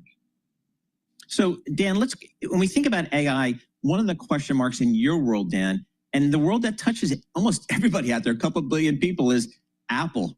I'm wondering, is an acqui-hire, which is something Apple historically has not done, or at least in scale, I kind of feel, I'm probably like a lot of your clients, I feel like they're kind of missing the boat here, and I keep waiting for them to jump on here, and they don't seem to have been. What's your call there in Apple? I mean, look, you could call it a snooze fest, in terms of Monday. I mean, it was a little time warp back to 2018, right? So, I mean, right now they're in the right lane going 45 miles an hour. Every other big tech player is going 100 miles an hour left lane. It's my view, like acquisitions are going to have to do, even though they historically haven't done it.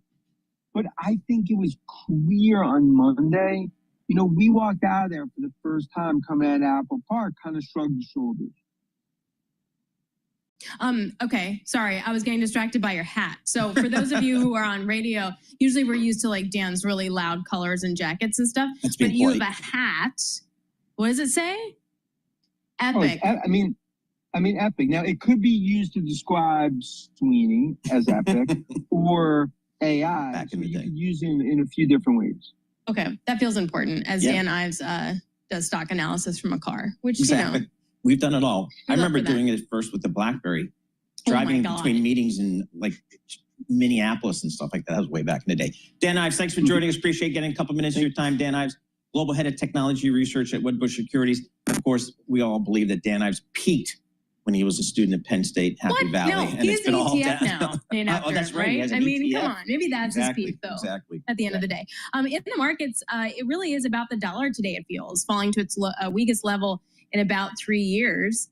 But then you wonder, do you wind up getting analyst calls for equity markets being like, hey, that's actually good for company earnings? Yeah, I know. And it's interesting because we haven't seen this. And some FX people we had on today said, don't worry about it. And a 9 or 10% pullback in the dollars, it happens. And maybe it's part of it's just selling off because one could argue it was overvalued coming into all the euphoria of the beginning of the year and the new presidency. So that maybe this is healthy. And others are suggesting, no, this is structural. This is the market telling you something. Well, that's what I was wondering. Like when you get cyclicality that then transforms into structural. And so does it mean that all of a sudden the dollar's toast? Well, no. But can the dollar sustainably then be down 10, 15%? And if that's the case, then what winds up happening to other markets, to earnings, to other FX? What does Japan wind up doing with that? Can the Europe capitalize on that? Does the Europe want a structurally higher euro? I'm going over to Italy in the fall, and I got the euro 115 is crushing. You remember when the euro was like, was it over 2 or was it the pound? I can't. But either way. I still have Deutschmarks in my drawer, so coming up, Nathan Dean, we're talking some policy stuff. This is Bloomberg.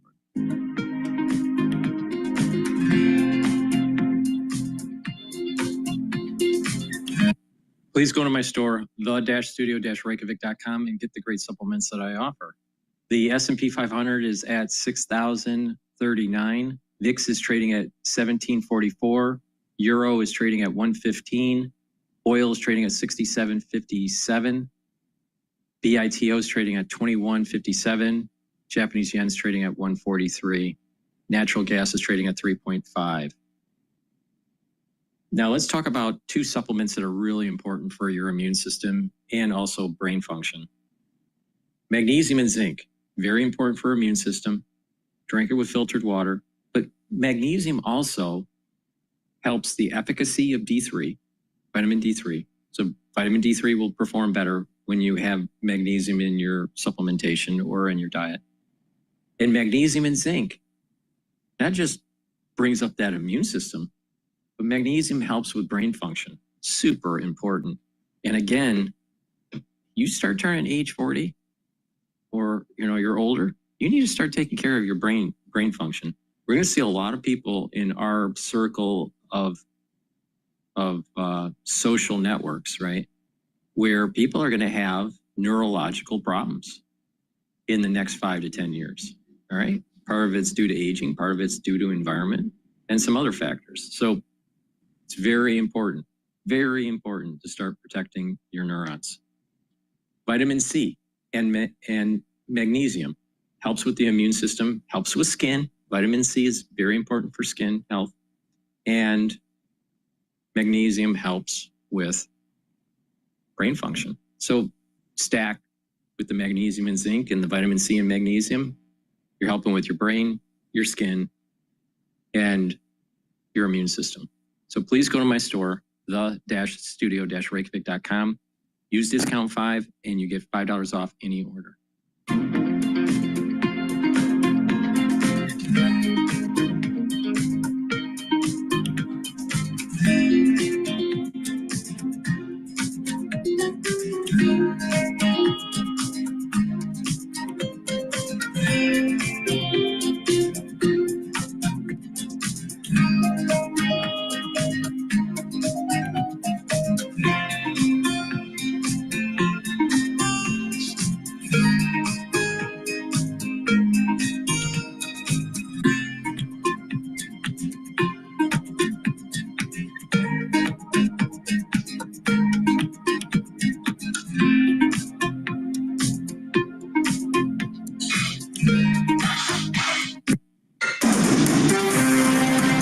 Listening to Bloomberg Intelligence with Alex Steele and Paul Sweeney on Bloomberg Radio. All right, Alex Steele, Paul Sweeney. We are live here in a Bloomberg Interactive Broker Studio in New York.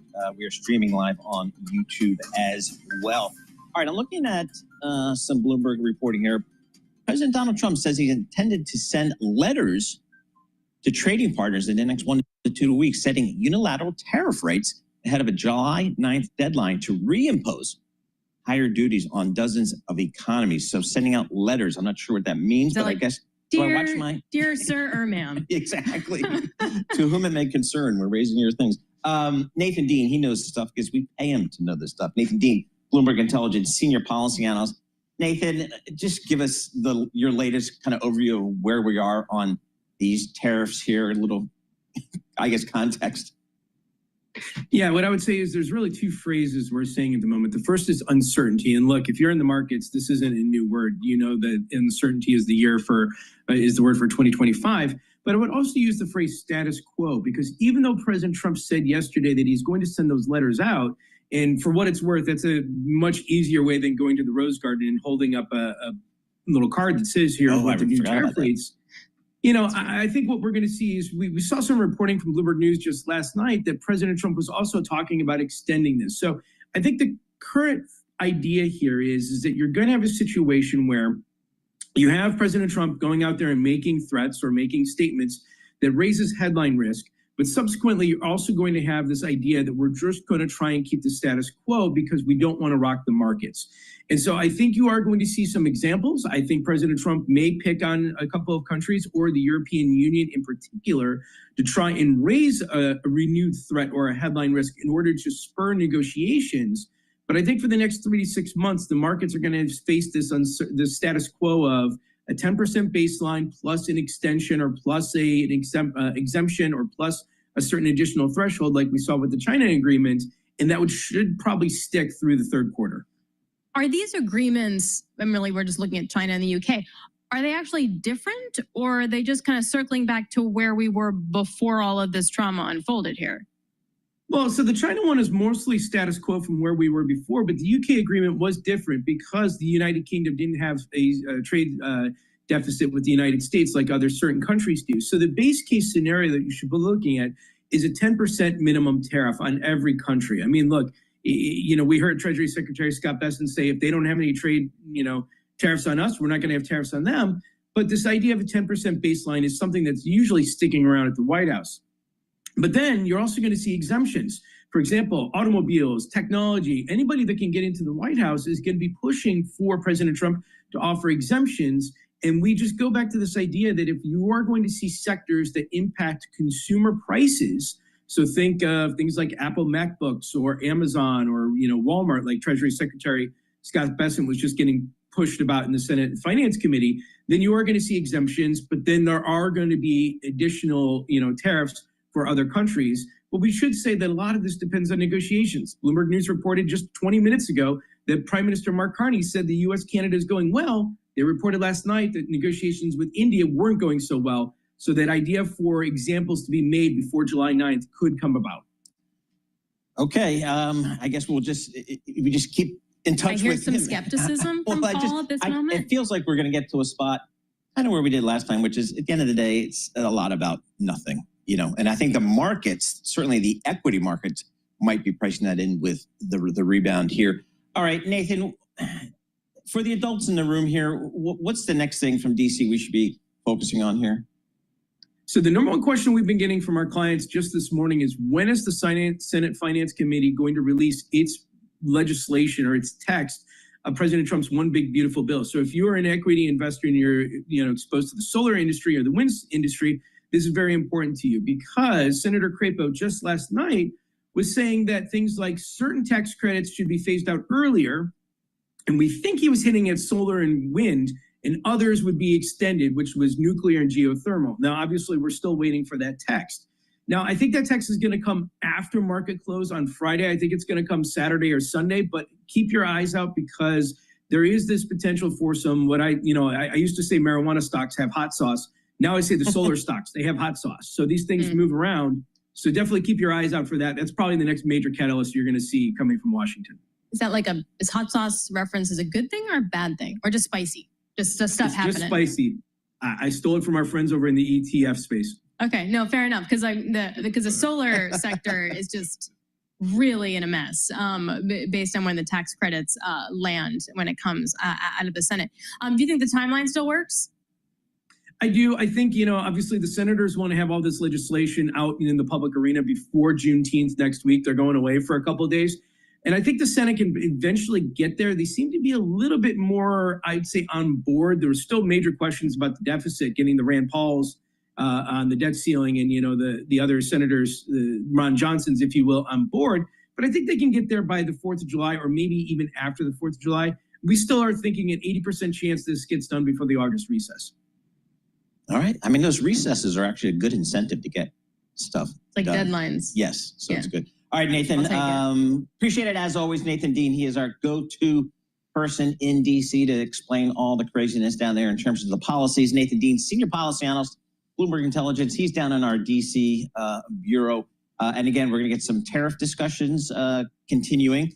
And it's all about the big, beautiful tax bill, or will it be something different coming out of the Senate when they send it back to the House? A lot going on. For our listeners in the U.S., a reminder, you can listen to us via satellite radio on Sirius XM Channel 121. Access the world's only global audio business network, coast to coast, 24 hours a day. Bloomberg Radio on Sirius XM Channel 121 is presented by ShipStation. Stay with us. Your top stories and global business headlines are coming up right now. The market's showing a little bit of red, a little bit of green, a lot of odd direction in the equity markets.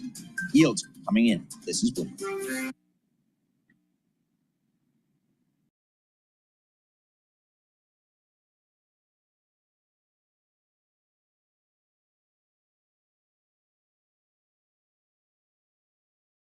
Zapita Khalil is. I'm sure you'll tell me there's many cases, whether they're These are high-profile cases. New Yorkers know about them, and you don't. So let's talk about Sebastian Zapita Khalil. Do you know who that is? This is Hochul being drilled by I don't have the specific details at my Stefanik. disposal, no. Well, this is an illegal migrant in New York because of your sanctuary state policies. Do you know what crime he committed? I'm not familiar at this moment. I bet you're going to be familiar when I remind you. He found a sleeping woman on the subway, lit her on fire, and burned her alive. This is in Kathy Hochul's New York. And as I'm sure you are aware, and I'll remind you, that ICE issued an order to detain this violent criminal, but that was rejected by New York officials due to sanctuary state laws. Now, do you know who Raymond Rojas Basilio is? I just want to say this. These crimes are horrific.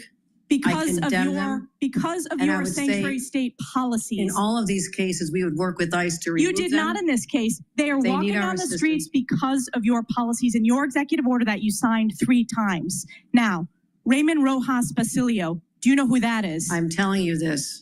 I will explain to you the policies of New York. We cooperate with, I know you're just do not. Specifically, ICE was told not to detain this individual, and he burned a woman alive on the New York subways in Kathy Hochul's New York. So I will keep on going. What about Raymond Rojas Basilio? Do you know who that is? I'm going to tell you our overall policy, which will address all this. I'll tell you who that is. He is an illegal who molested an 11-year-old in our state because, again, of your sanctuary state policies. This illegal was shielded from federal immigration enforcement and able to commit this heinous crime.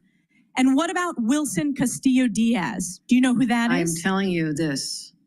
We do cooperate fully with ICE in criminal prosecution. Our sanctuary You're not advocating for these victims. Only deal this with is a 5-year-old who was raped on Long Island in Nassau County.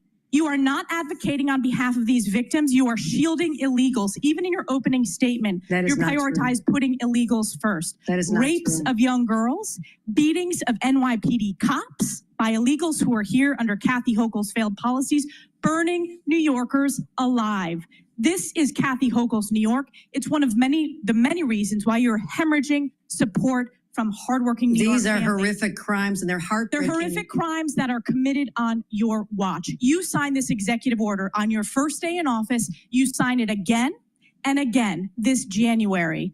We deserve a governor who stands up for law-abiding New Yorkers, doesn't put illegals first, but actually puts New Yorkers first. I appreciate Rather than going after the viral moment, I suggest you No. I'm standing up for New Yorkers. No. Rather than addressing the illegals in New York, you're prioritizing your far-left sanctuary state policies, which you put in place with executive orders. Instead of advocating for victims, a 5-year-old who was raped, you did not. They were released because of sanctuary state policies in New York State. No amount of words is going to clean up your failed record and these horrific crimes committed in sanctuary state that you created. And with that, I yield back. Representation, the facts, Gentlelady absolutely false. yields back. Chair recognizes Ms. Norton from Washington, D.C. Thank you, Mr. Chairman. Let's be real. Since the start of the Trump administration, each day has been more nightmarish. I'll tell you, Hochul is just a retard. And the only reason why she ended up getting into office was because Cuomo was thrown out. And, you know, she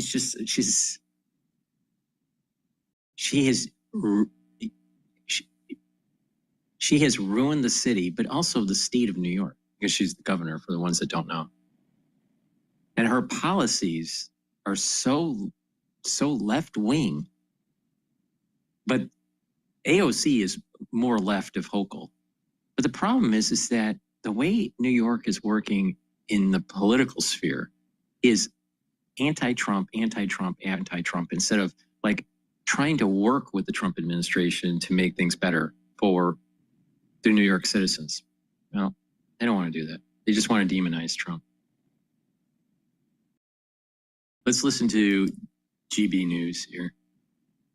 In Trump's America First agenda, the AUKUS Pact would provide Australia with its first nuclear submarines and has been widely seen as a response to the threat of China. Australia's defence minister says he's confident the pact will succeed. And one of the world's most active volcanoes is still erupting. Kilauea on Hawaii's Big Island has been spewing fountains of lava more than 330 feet in the air. It's the latest event in an eruption which started nearly 6 months ago. Scientists with the Hawaiian Volcano Observatory say the fountains could climb even higher as the activity intensifies. And those are the latest GB News headlines. For now, more news from me at 4:30.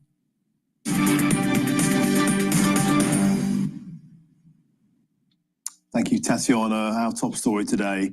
Over 50 British nationals are feared dead after an Air India flight bound for London Gatwick crashed shortly after takeoff. But according to Indian media, a British national has survived the Air India plane crash. Vishwash Kumar Ramesh said he heard a loud noise around 30 seconds after takeoff before the plane went down. You can see pictures of your screen of him now. A miraculous survival. Vishwash Kumar Ramesh there. That's the first picture of him. He survived that crash. The Boeing 787 Dreamliner was engulfed in a huge fireball after plummeting into a building in the suburb of Ahmedabad in Western India. And local police have said over 200 bodies have been recovered from that site. We're going to now speak with GB News' Home and Security Editor, Mark White. Mark, I was so touched earlier in the show, earlier in the day, when you said people will just cling onto the hope of a miracle, of what seemed, initially we heard reports, all passengers feared dead, and yet, in this past 20 minutes, Bloomberg is talking about the same story. thing, so let's listen to Bloomberg here. Aircraft and what caused the crash. I mean, it reached an altitude of 625 feet and then it sort of just plummeted to the ground in a massive fireball.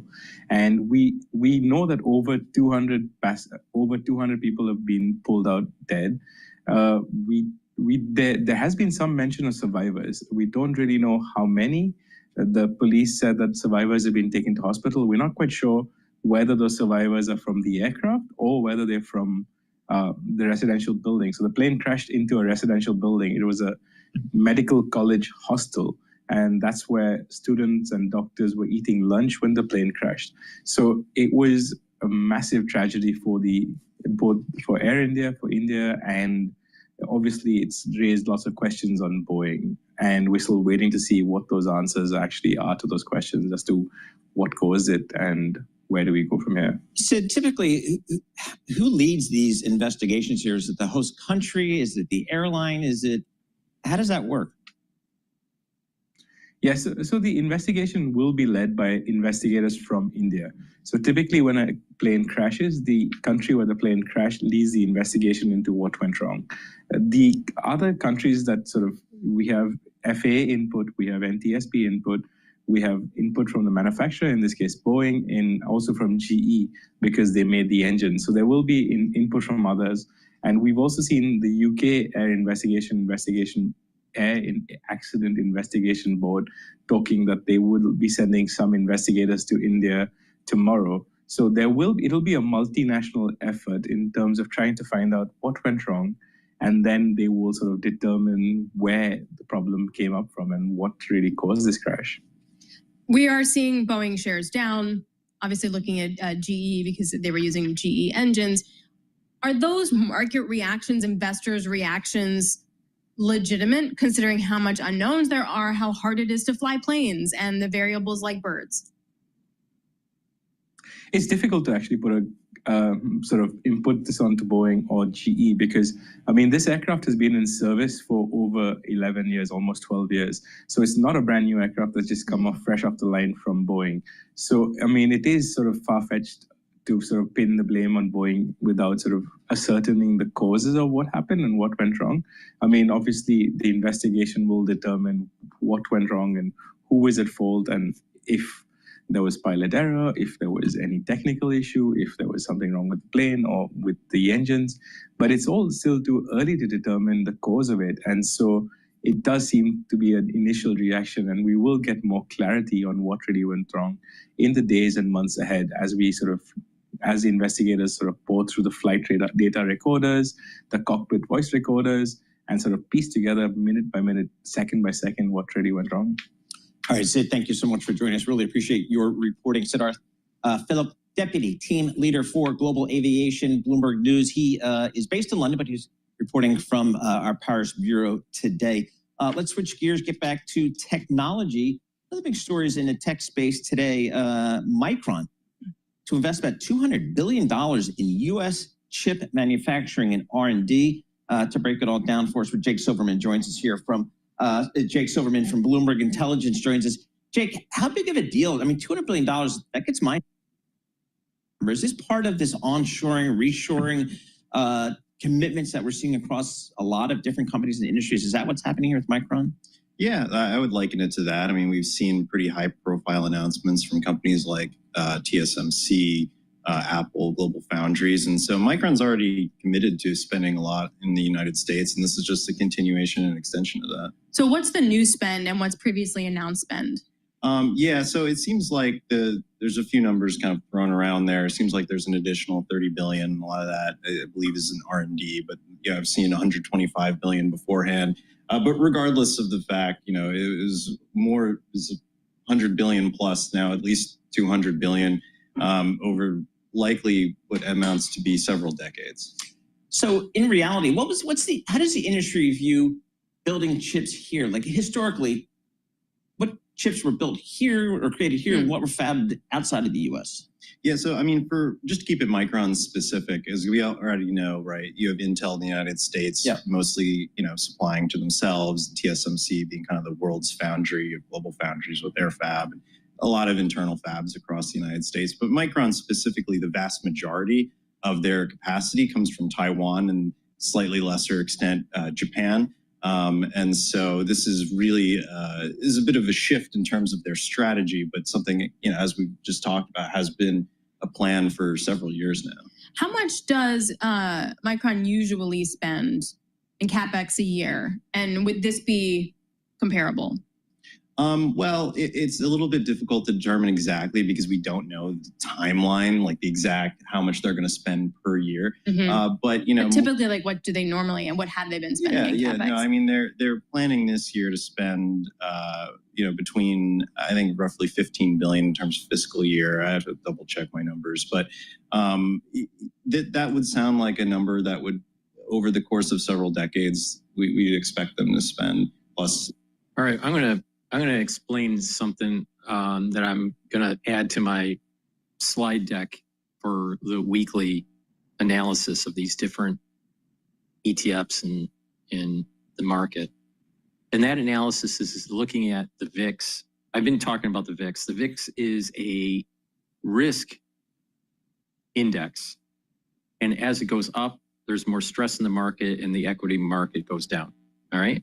But you can trade volatility. All right. So the VIX is a volatility index. All right. But you can position yourself to, and this is for more complex trading. All right. So this is not for everybody, but you can mitigate some of the risk by positioning your portfolio or your trades. Let's say you're longing Apple, for example. Now there's idiosyncratic risk in Apple, but you can somewhat offset it by usually when VIX goes up, usually stocks go down. All right. Well, you can trade in these indexes that I'm talking about are trading indexes, not investing indexes. So they will help you to mitigate the volatility. If the VIX is going down, then there are indexes that will benefit from that.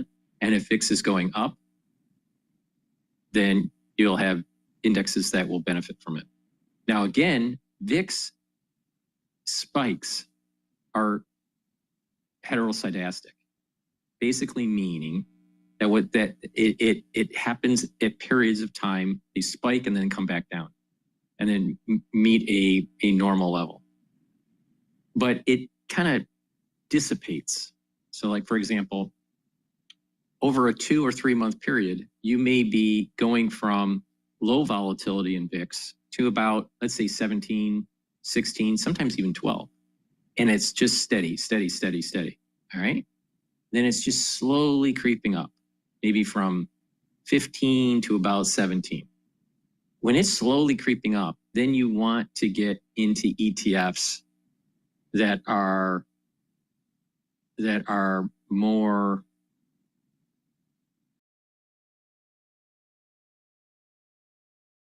in line with waiting for that spike. All right. So if it's just slightly elevating, you're getting into one of these volatility indexes that are tracking to a spike in the VIX. And then all of a sudden there's a gigantic spike, this heteroscedastic moment, and then it comes back down.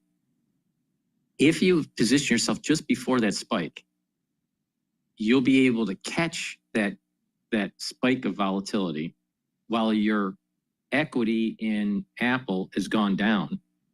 You've caught that spike of volatility in that index, and then you close the position. You've made money, and that money has offsetted the loss of the price depreciation in an equity, let's say of Apple. This is called hedging. This is called hedging Vega, all right? For the ones that are really into this, all right? There are different Greek letters that you can do certain types of hedging strategies, especially in the option market, but you can create hedging strategies using ETFs that mimic this hedging of Delta, hedging of Vega, hedging of Gamma, all right? So this is a Vega hedging strategy.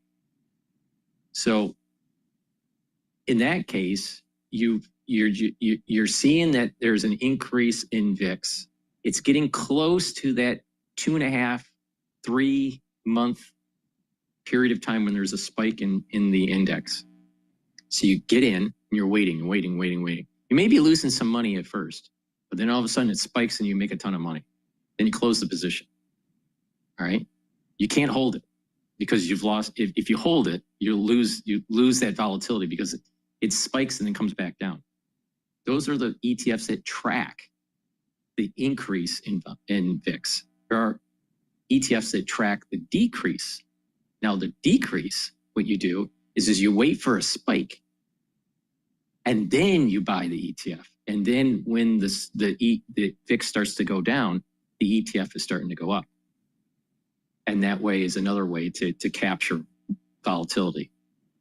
All right. And so that strategy is that, okay, you know that there is going to be an ETF that's going to gain rapidly as there's a rapid fall in VIX. So you're capturing that volatility. Your Apple stock, in this case, dropped when the VIX spiked. All right. And then as the VIX is starting to come back down, either in the intraday or a couple days later, you have an ETF that's starting to go up. And you are seeing your Apple stock starting to go up too, because the VIX is going down. Now, there are other variables, idiosyncratic variables that are tied to, let's say, Apple. But you can do this also for the S&P 500, just the broad index. If the index goes down with a spike in VIX, then you can short VIX. All right. That spike came up. Equities went down. You're shorting the VIX. So when it's starting to come back down to mean revert, you're making money and the equities are starting to heal and come back up. And so you're gaining the fall of volatility. So you can position yourself to gain money in the spike, but you got to be quick. Once you see that spike, you got to close the position. Or you can short volatility, where it's a little bit longer play. When I say longer play, it could be a few hours, maybe a couple days. All right? That's how you do it. It's how you capture that heteroscedastic movement. All right? Just before it happens or right after it happens. Depends on how you want to play it. Okay. So with that background of how to trade volatility, not invest. You cannot hold these for investment. You'll destroy your P&L. They're very short term. They're designed to be very short term. So for example, there are some ETFs that I've been looking at, SVXY and VIXY. They're tied together, they're inverses. And the other one is SVIX and the UVIX. Those are inverses of each other. So with the SVXY, and you apply it the same way. The SVXY is inversely related to the VIX, while the VIXY is correlated, positively correlated to the VIX. The SVIX inversely correlated, negatively correlated to VIX, and the UVIX is positively correlated, and that's how you play it. So again, if VIX is going to start to spike, right, and you want to capture it to come down, you want to short VIX, then what you want to do is just use SVXY or SVIX. If you're thinking that the VIX is starting to build up and that there's going to be some sort of moment, normally these moments take place every 2.5 to 3 months, sometimes every 2 months.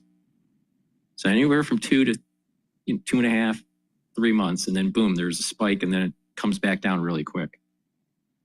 Now, and I personally think that has something to do with a 90-day funding mechanism in these illiquid markets, but behind the scenes. But if VIX is about to spike, then you want to buy it a few days before. Wait, boom, it spikes.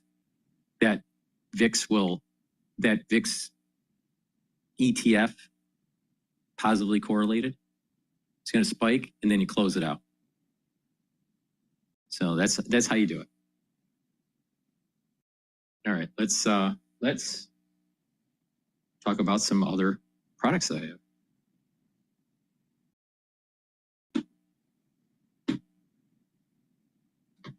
Cardiovascular health is super important, especially in the United States. Two of the biggest diseases in the United States is diabetes and heart disease. Now, another thing that is big is cancer. So, but the thing is that by bringing down inflammation, that helps your vascular health and also your immune system.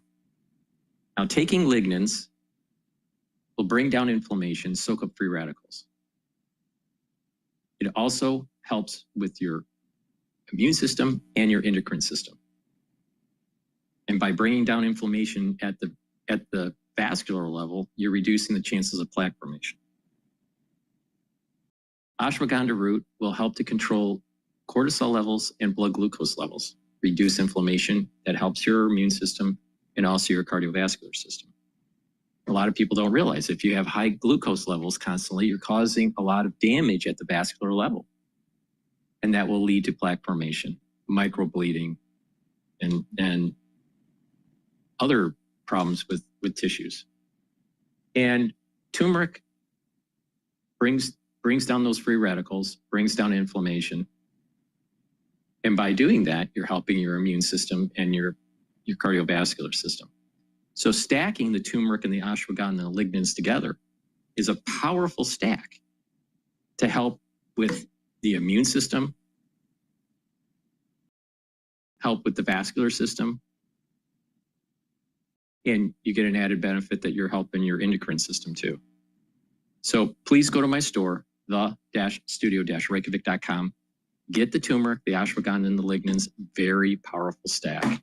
So use discount 5 and you get $5 off any order. I'm sure there's lots of risks that the attorneys put into the prospectus. We get questions about interchange all the time. We really like this model of relying primarily on payments-driven revenue. That's about 72% of our revenue comes from payments. And what we like about it is it's aligned with the best interests of our members. We have to earn our position as the top of wallet card every day, and we do it to the tune of about, our average customer does about 54 transactions a month. So they're incredibly engaged. And when you couple that with the digital first low cost structure, That allows us to develop very healthy, profitable relationships with this interchange-driven business model. The reality is that our model has allowed us to offer fee-free banking to millions of consumers who otherwise would be paying hundreds of dollars a year to have a bank account. You're able to be cheaper because of AI. I'm interested quickly, though. Regulatory risk that those interchange fees go smaller, particularly if you become bigger. Well, you know, we have a balanced set of revenue in the payments area. We have a debit card payments volume. We also have a secured credit card that's actually growing at a faster clip than debit. So we think we're very well balanced. And given the love and engagement we have, there's no shortage of opportunities for us to offer new products and services over time.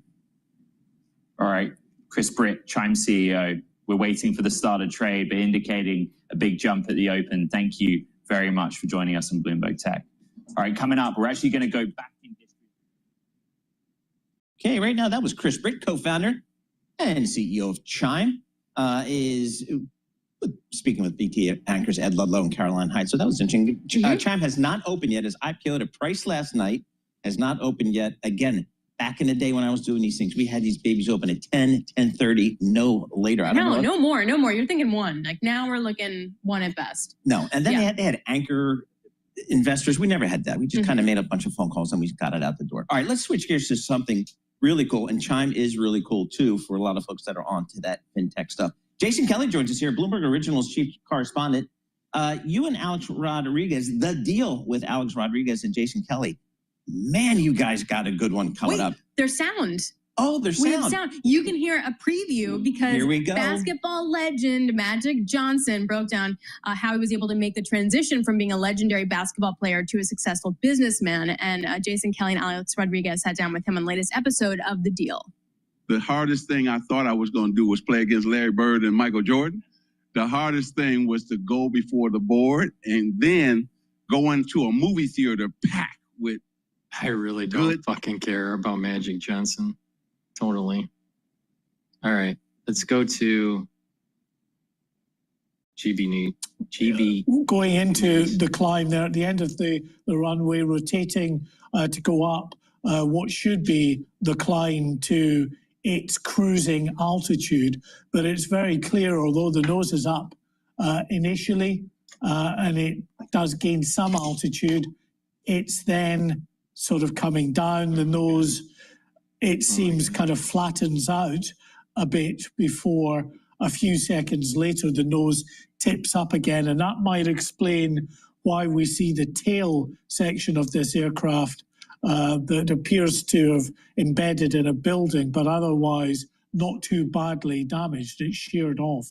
And there, of course, the very distressing images of that fireball, that huge fireball that erupted just on impact. So, I mean, that just shows you it was milliseconds. It must have been just as the plane was impacting the ground that this 40-year-old British national, Vishwash Kumar Ramesh, was somehow thrown away from the explosion and managed to walk out of that. And Mark White, we just had a latest least 290 people now feared dead, according to police sources in India, bearing in mind 242 passengers. So that would indicate, Mark White, some 50 odd or perhaps more on the ground. Of course, the aircraft went into a residential area believed to be blocks where doctors were living. I think I heard reports some 200 were living in that block. So the body count, the death count, Mark White, now increasing, and yet at the same time, Mark White, adding further incredible, just trying to get my head around, you know, how anybody could have walked away from that firebomb we just saw there, of that plane going down. This individual, Vishwash Kumar Ramesh, has to be, I don't know, touched by the hand of God. An incredible chain reaction of most incredible good fortune. Who knows? But the latest line there, Mark White, 290 at least now feared dead.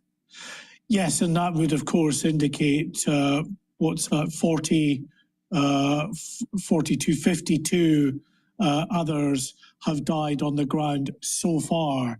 And you're right, yes, there was a residential block, residential complex really for medical staff working in the local area hospitals.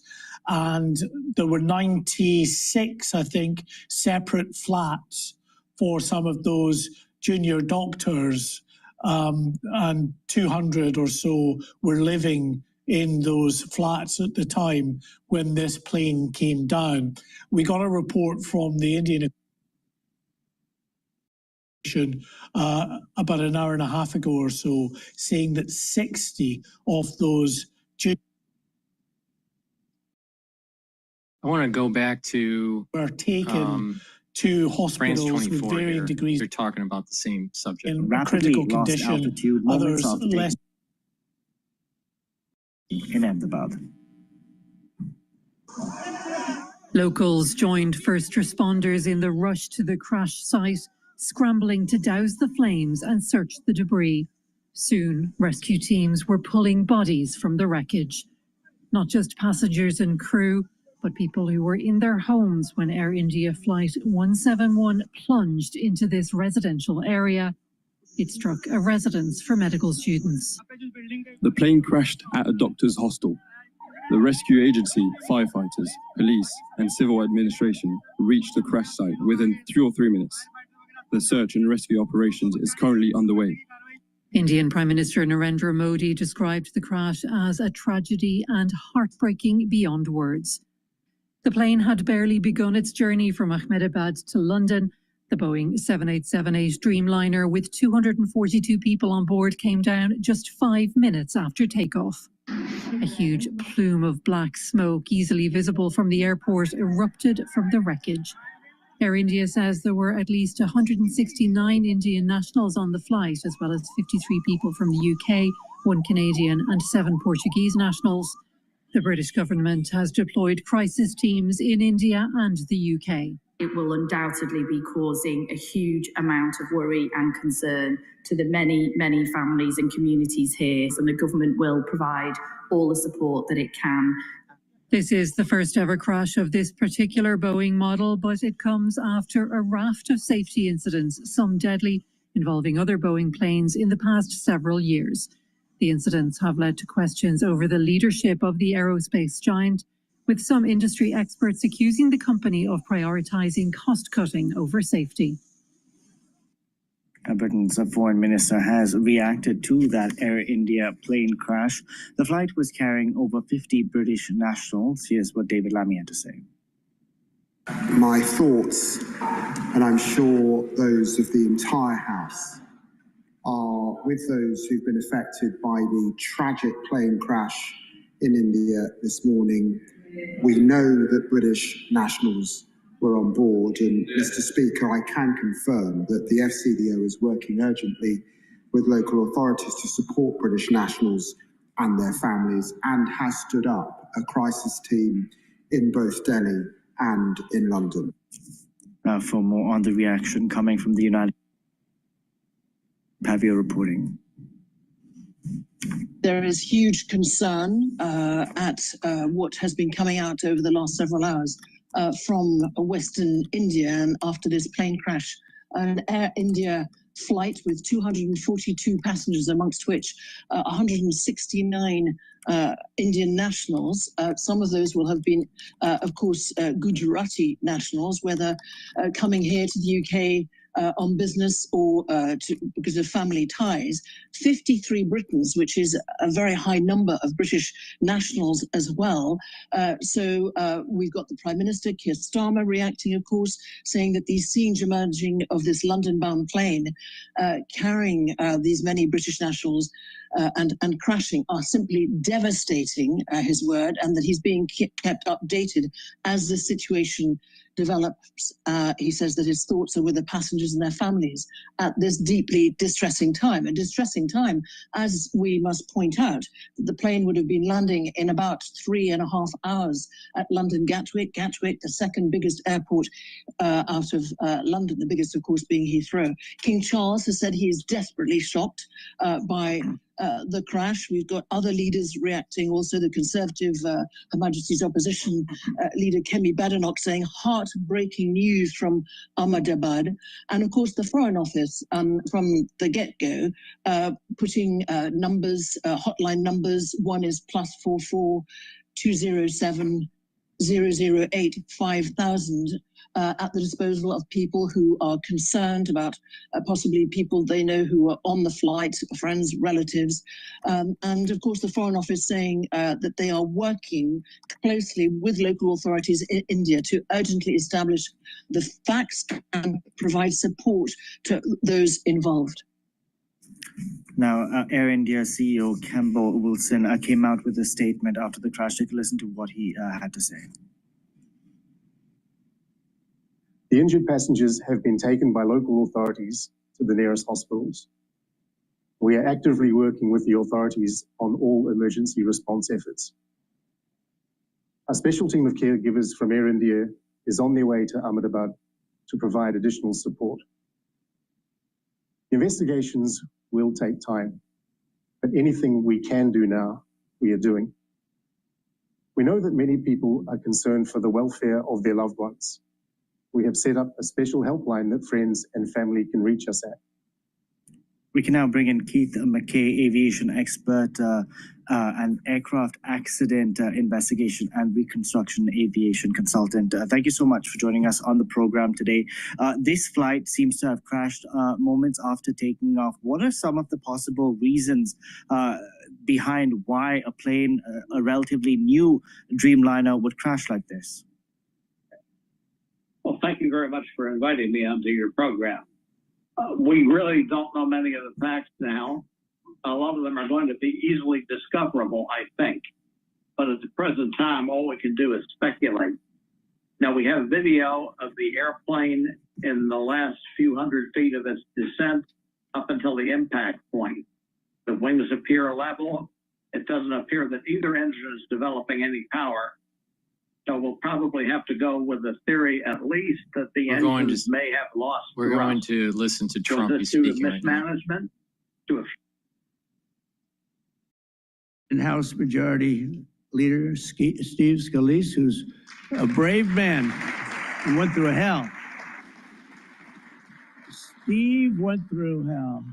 And we have a lot of other people here that I won't be able to because I don't have your name down, and I'm looking and I see people's names. I'll do a couple of you, but thanks as well to Mark Wayne Mullen, Senator.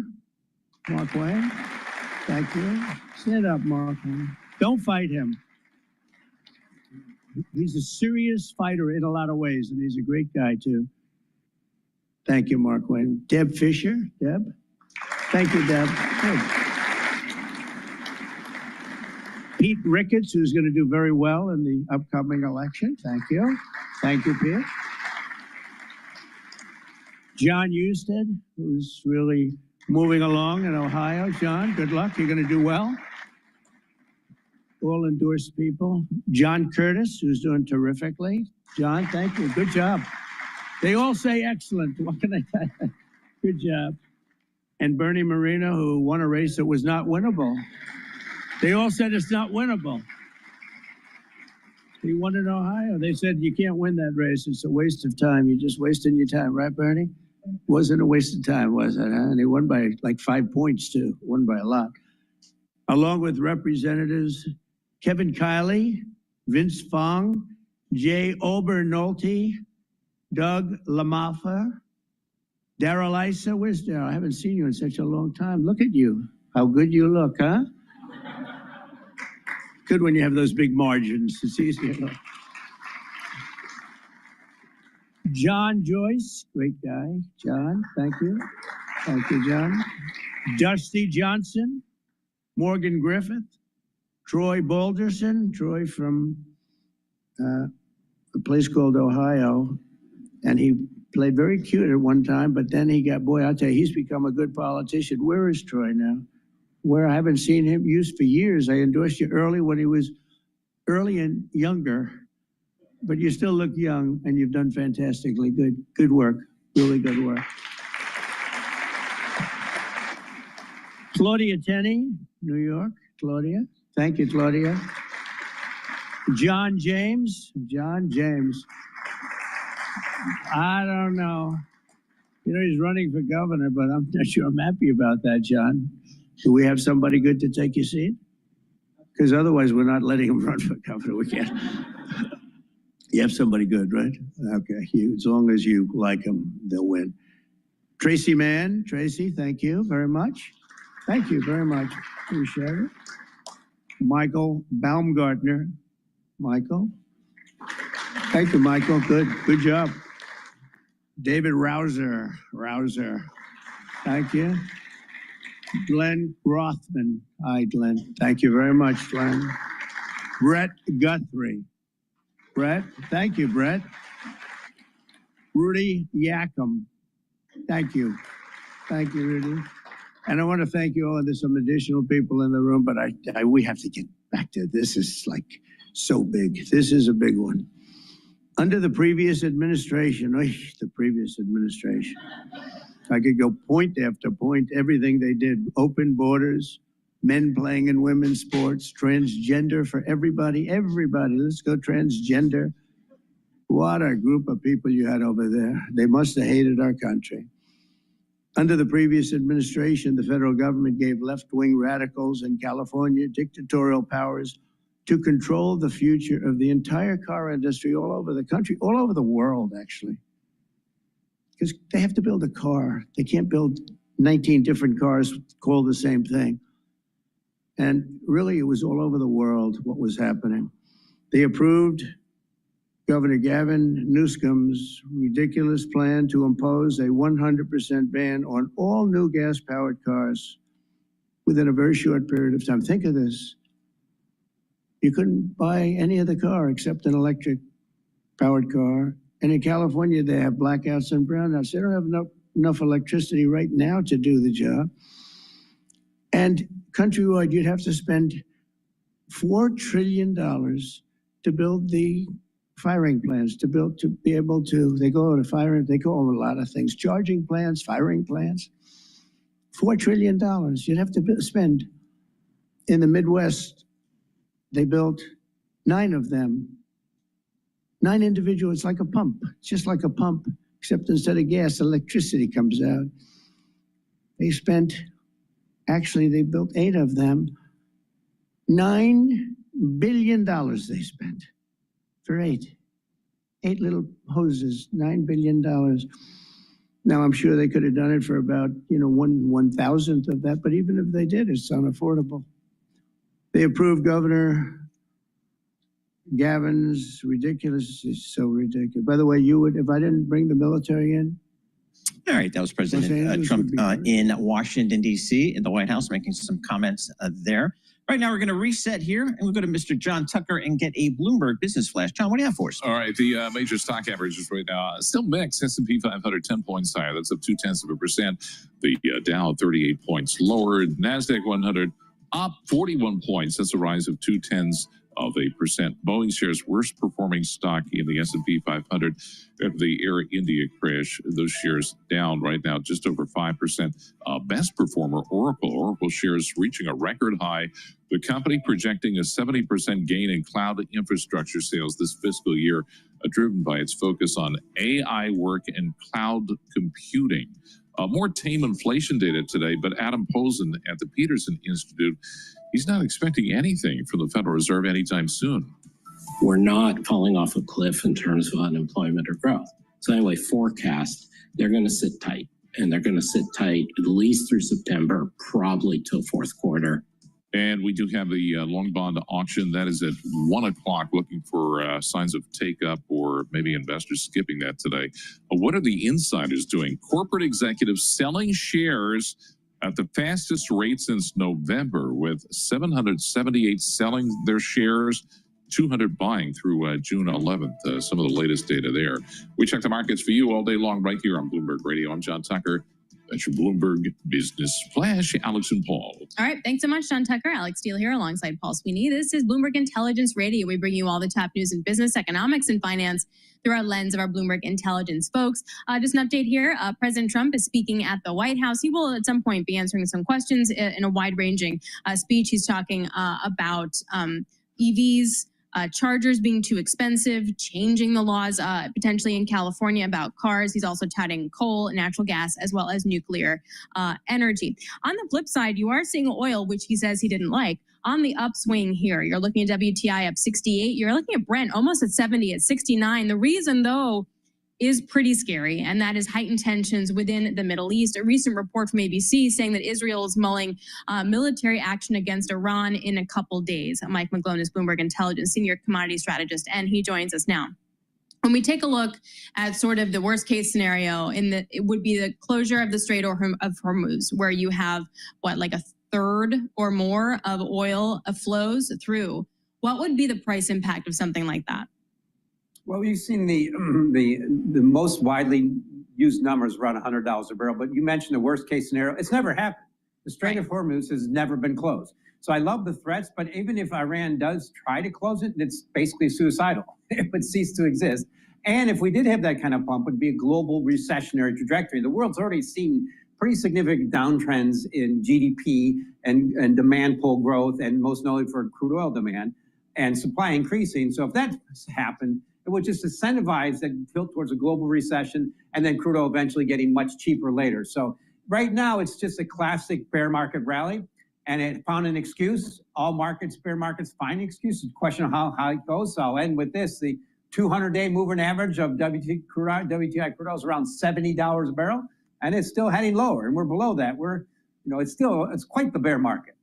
So, Mike, as we think about just supply here, what I guess is different now versus 10 years ago, 15, 20 years ago, as we think about supply constraints, perhaps in the Middle East, is the U.S. is now a net exporter.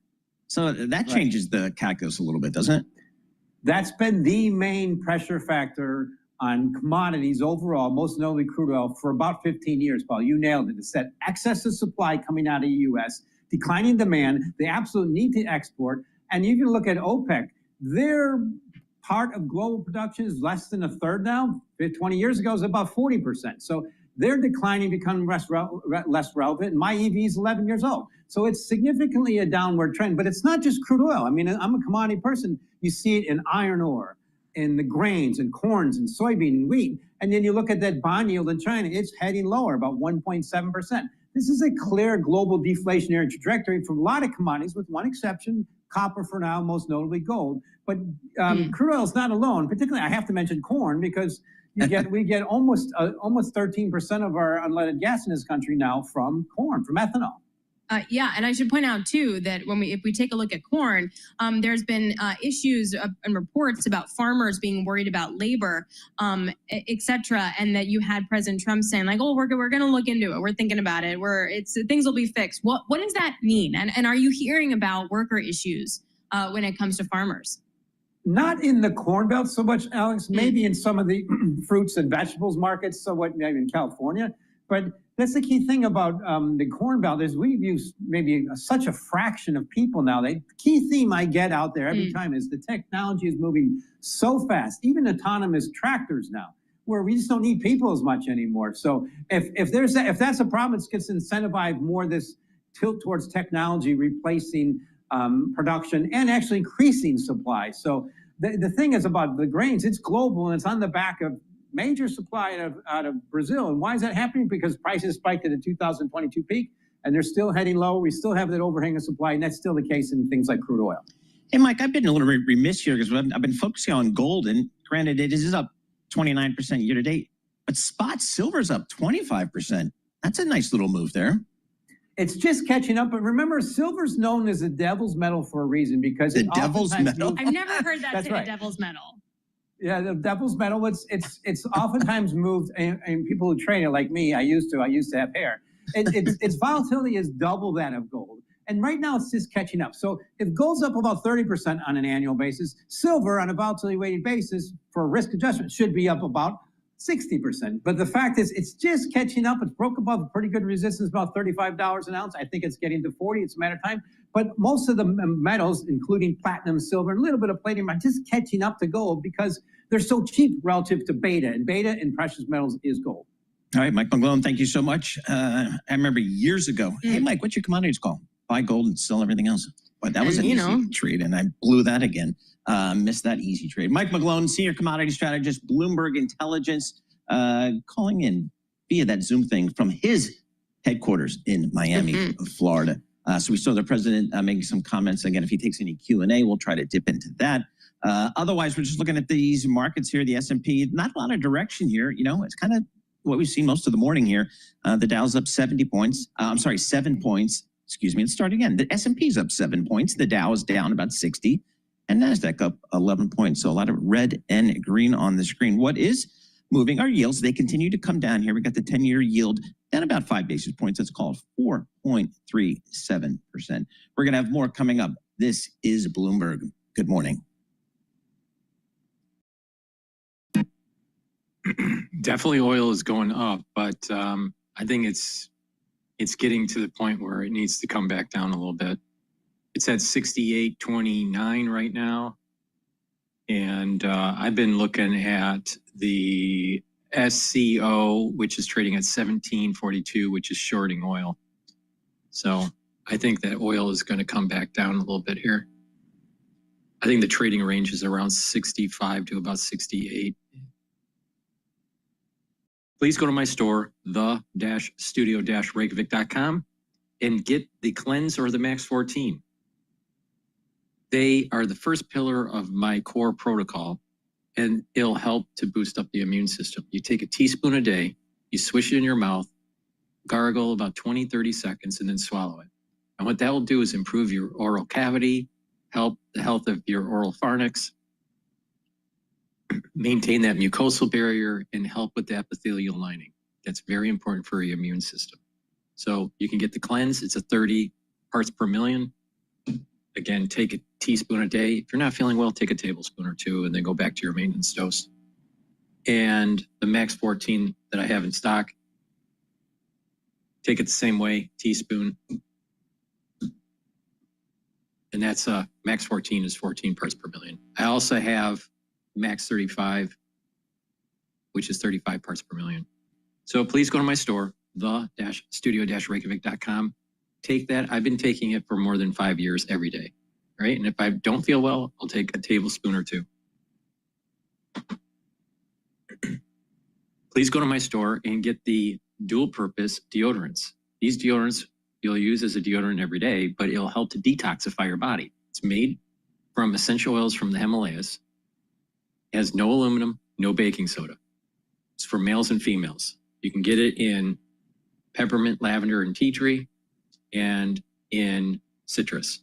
Please go to my store, the-studio-reykjavik.com, and get the very high quality deodorants. And lastly, resveratrol. Resveratrol is something I've been taking for decades. It's going to help with the health of the mitochondria. It's going to soak up free radicals because it's an antioxidant. It's going to help with youthful gene expression.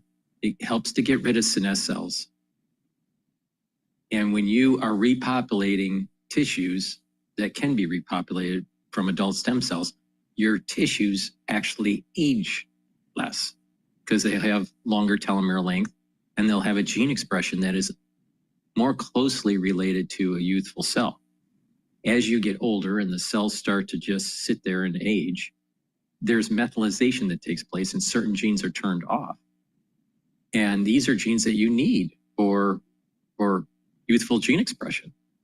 Resveratrol helps to reduce that, right? And when you're taking it over long periods of time, what happens, one of the tricks of anti-aging protocols is that if you do them for many years and you're reducing the oxidative stress in the cell by soaking up free radicals, you're bringing down inflammation.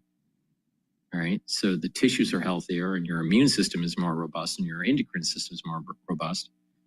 But if you're doing it over a long period of time and you're doing it over those points in time where you're these inflection points, your brain ages and your body ages at certain inflection points. You're aging every year, but there's a point, there's a milestone at a certain point where there is an increase in methylation of certain genes.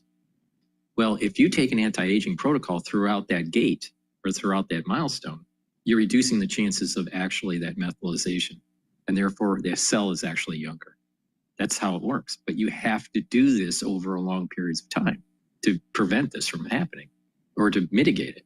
So if you take antioxidants or let's say an anti-aging protocol in your 20s and 30s, as you're moving into these other gates, you will age slower, all right, versus ones that don't. All right, let me give you an example. Age 40, you start to methylate certain, around 35 to 40, you start to methylate certain genes. And you'll notice in pictures, if you look at someone that is an early adult, let's say in their 20s, and you look at pictures through, if you could have a stack of pictures going from 20 years of age all the way to 80, you'll notice there's points in time where there's like a jump in aging. All right. And then it just slows down again. And then a jump in aging, and then it slows down again. So from about 20 to about 35, you're aging slowly, but there's a big jump at about age 35 or 40. And then there's a series of methylizations that take place. But if you're taking an anti-aging protocol throughout those 20s and 30s, then you're postponing that actual milestone. You're postponing it. Instead of it happening at age 40, it may actually be happening at age 50, depending on your protocol and the lifestyle that you choose. So with that, you can actually slow down the aging process and prevent this over-methylization that's taking place in the cell. Another key milestone is around age 55 or around age 60. All right. So from age 35 or 40 to age about 55 to 60, there is this period where you're aging per year, but there's a big jump, all right, in methylization. And then there is there's also brain function. And brain function and brain aging is different than actually for the rest of the body. The rest of the body actually starts aging quicker than typical brain function, all right? So those brain functions, you'll start at about age 50 is when that first inflection point starts, where they're starting to decline. And then there's around age 65 or 70, where there's another big jump and decline. And then there's another one in the late 70s, maybe even early 80s if you make it to that point.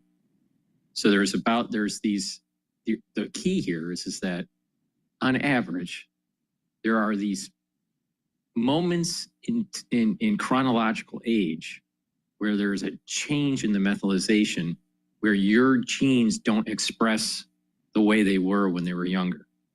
But if you soak up those free radicals and bring down that inflammation, you're slowing down that methylization process. If someone's chronically inflamed, they age faster. Their methylization is quicker.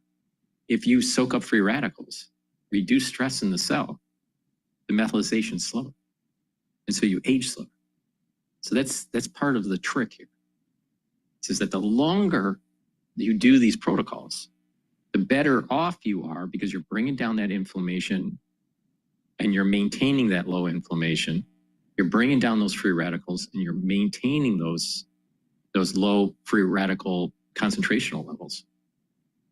And you're building muscle and building bone density and training your mind, eating properly, detoxifying your body. And over the decades, when you go into these milestones, you're postponing it. You're postponing that methylization. Or you are radically reducing the amount of methylization that's taking place. Super important.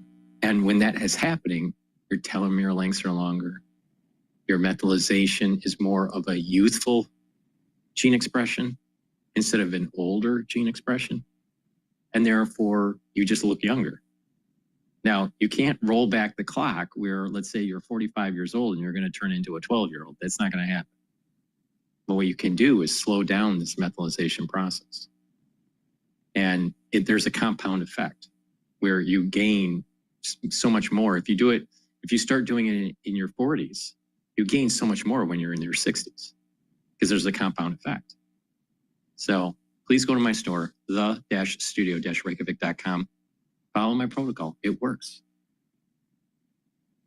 Continue to trend lower, down 5 basis points on that 2-year. Good luck trading, guys. We'll see you tomorrow. This is Bloomberg.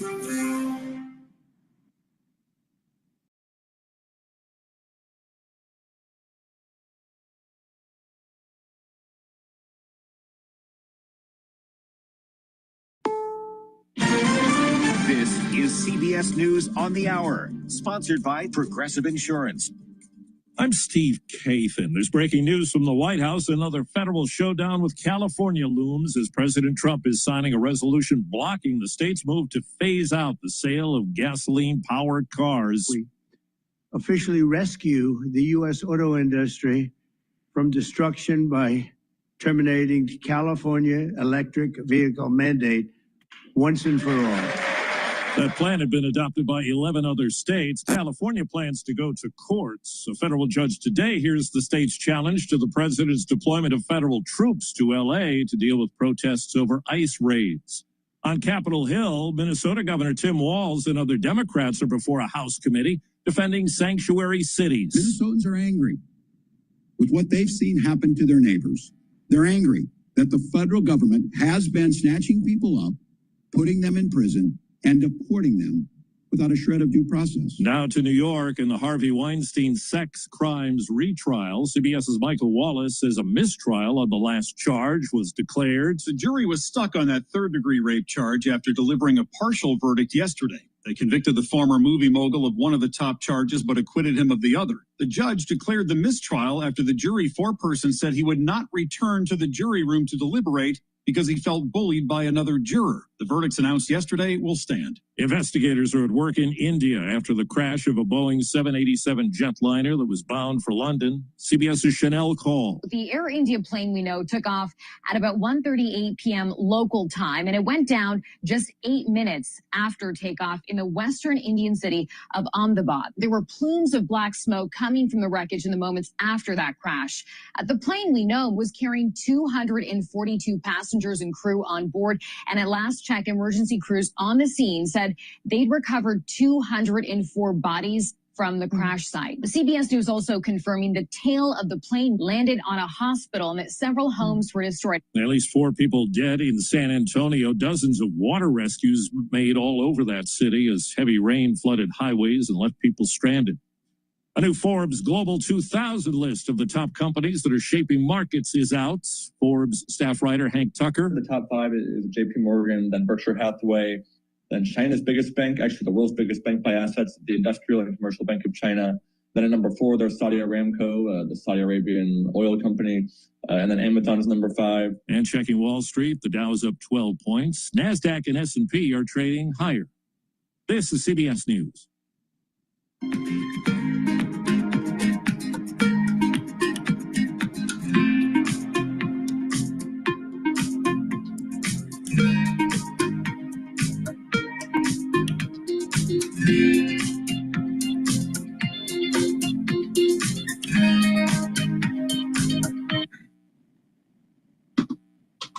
Please go to my store, the-studio-reykjavik.com, and get the toothpaste. This toothpaste is a very high-quality toothpaste that will whiten your teeth, freshen your breath, reduce inflammation at the gum line, and help with gum health. Please go to my store, the-studio-reykjavik.com, and get the toothpaste. Get a few tubes of this toothpaste for your household. It's the best toothpaste that you can get.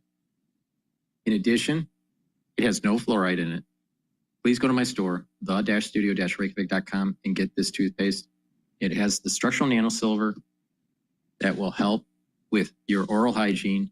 And with good oral hygiene, you're helping with your vascular system and your valvular system. So please go to my store, the-studio-reykjavik.com. Use discount 5 and you get $5 off any order. Local nonprofit O-Search reports picking up a signal from the dorsal fin of the biggest great white shark researchers have ever recorded off Pamlico Sound in North Carolina. They say 30-year-old-ish contender, who measures 14 feet and weighs more than 1,600 pounds, is likely making a stopover for food to build his energy reserves for the 1,000 or so summer migration to the northeastern U.S. or Atlantic Canada. Deborah Rodriguez, CBS News. 7 families have filed suit challenging Arkansas's upcoming requirements that public school classrooms display the 10 Commandments. Betsy Jochum, the last surviving member of the 1940s Women's Baseball League that inspired the film A League of Their Own, has died. She was 104. I'm Steve Kathan, CBS News.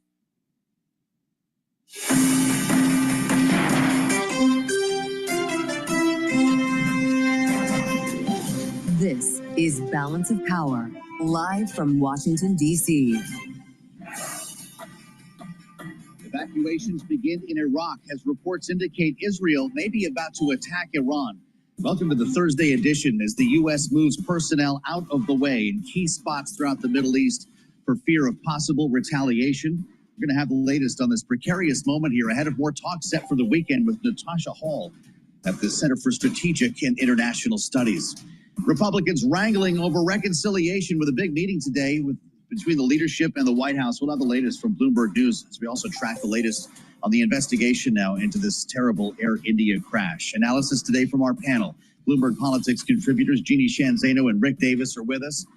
And so we wind up the ban again today. Little Friday with Charlie Pellet and his update on Wall Street in New York. Hey, Charlie. And indeed, good day, Joe Matthew from New York. We have got the Dow trading lower. Dow Jones Industrial Average right now down 36, down 0.1%. The S&P is advancing by 9 points, up by about 0.2% right now. But Nasdaq Composite Index higher by 25, up 0.1%. Stocks higher is more evidence of cooling inflation. Extended a week-long drop in bond yields. The 10-year right now 4.36%. The 2-year 3.90%.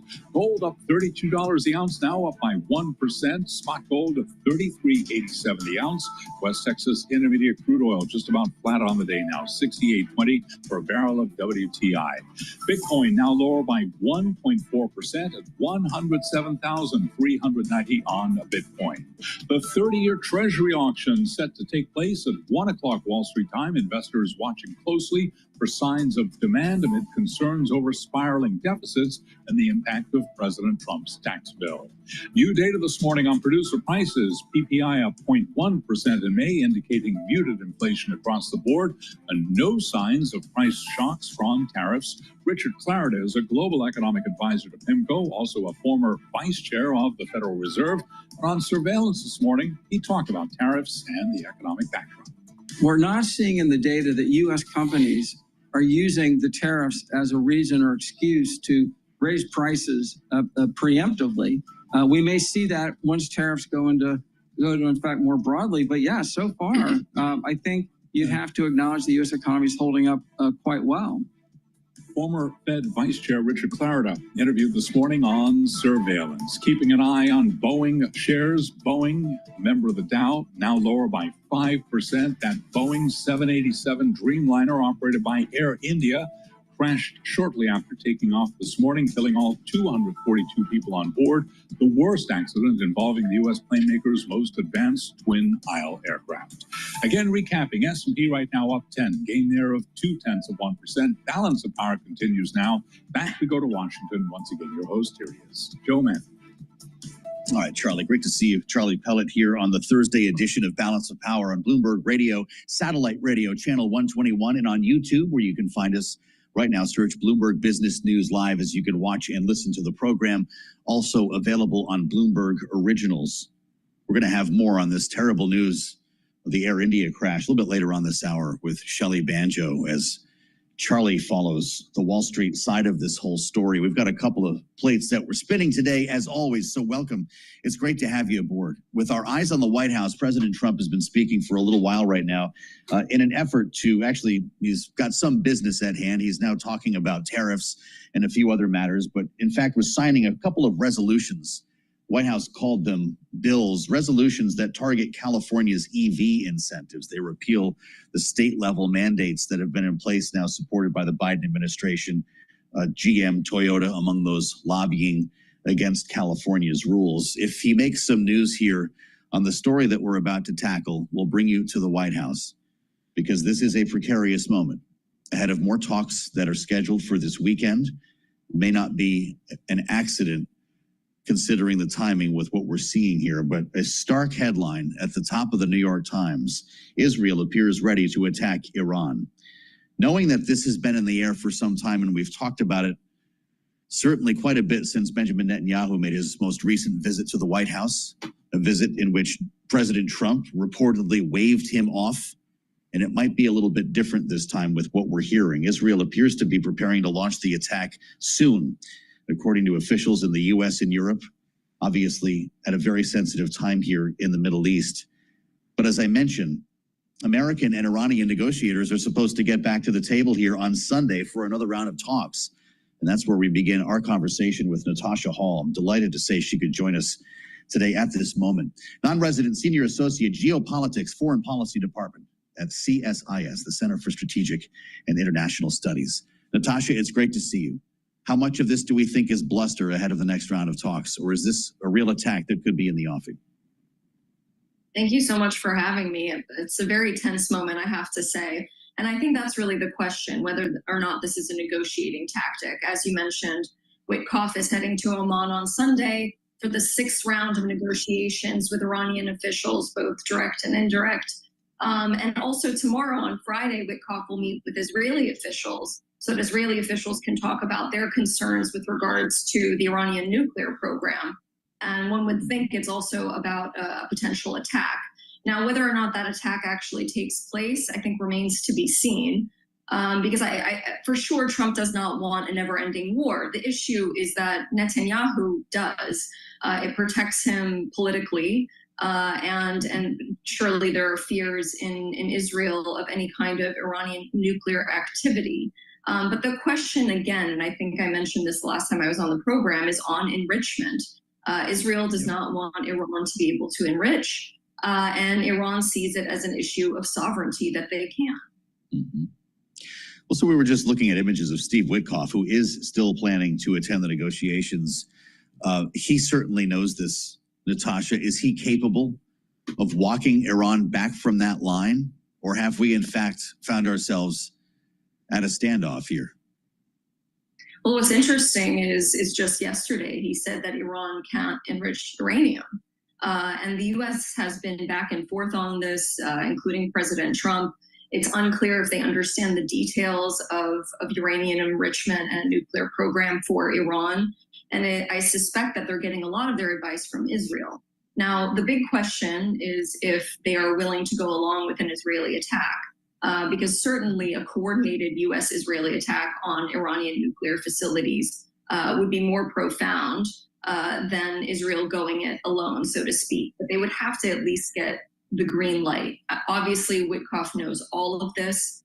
So potentially we're seeing the evacuation of personnel. We're seeing a lot of this bluster as a means to sort of up the ante prior to these negotiations to really push Iran to the edge. It's still totally well accepted.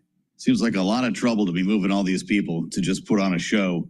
But Natasha, we do have and a really important piece of news here that Steve Witkoff will have with him at the table. This is the hook the administration, I guess, could lean on if, in fact, an attack moved forward here. The IAEA declaring Thursday Iran is not complying with nuclear non-proliferation obligations, the first time the UN's watchdog has passed a resolution against the country in 20 years. What did you think when you saw that headline? Yeah, I thought it was interesting because, again, you said it's unprecedented. It is unprecedented, and it shows that the U.S. is working with the E3 and with the IAEA on really putting the pressure on Iran to move forward with this. So, I mean, we could be hopeful, but again, last year we saw something like 170 Iranian proxy attacks on U.S. assets in the region. So, very, very scary times. I think we'll see a lot of tensions, especially in some of these other countries like Iraq, where there are softer targets as well. But the IAEA can't do much, but it is another negotiating tactic, I think.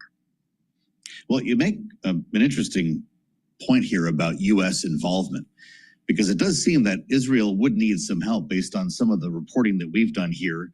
You consider the use of bunker busters, air defenses, refueling. How far would the U.S. go in taking part here? I mean, I think that's the $1 million question. It's unclear if the U.S. would even be public about coordination with Israel. I think most people would agree that they would be green lighted.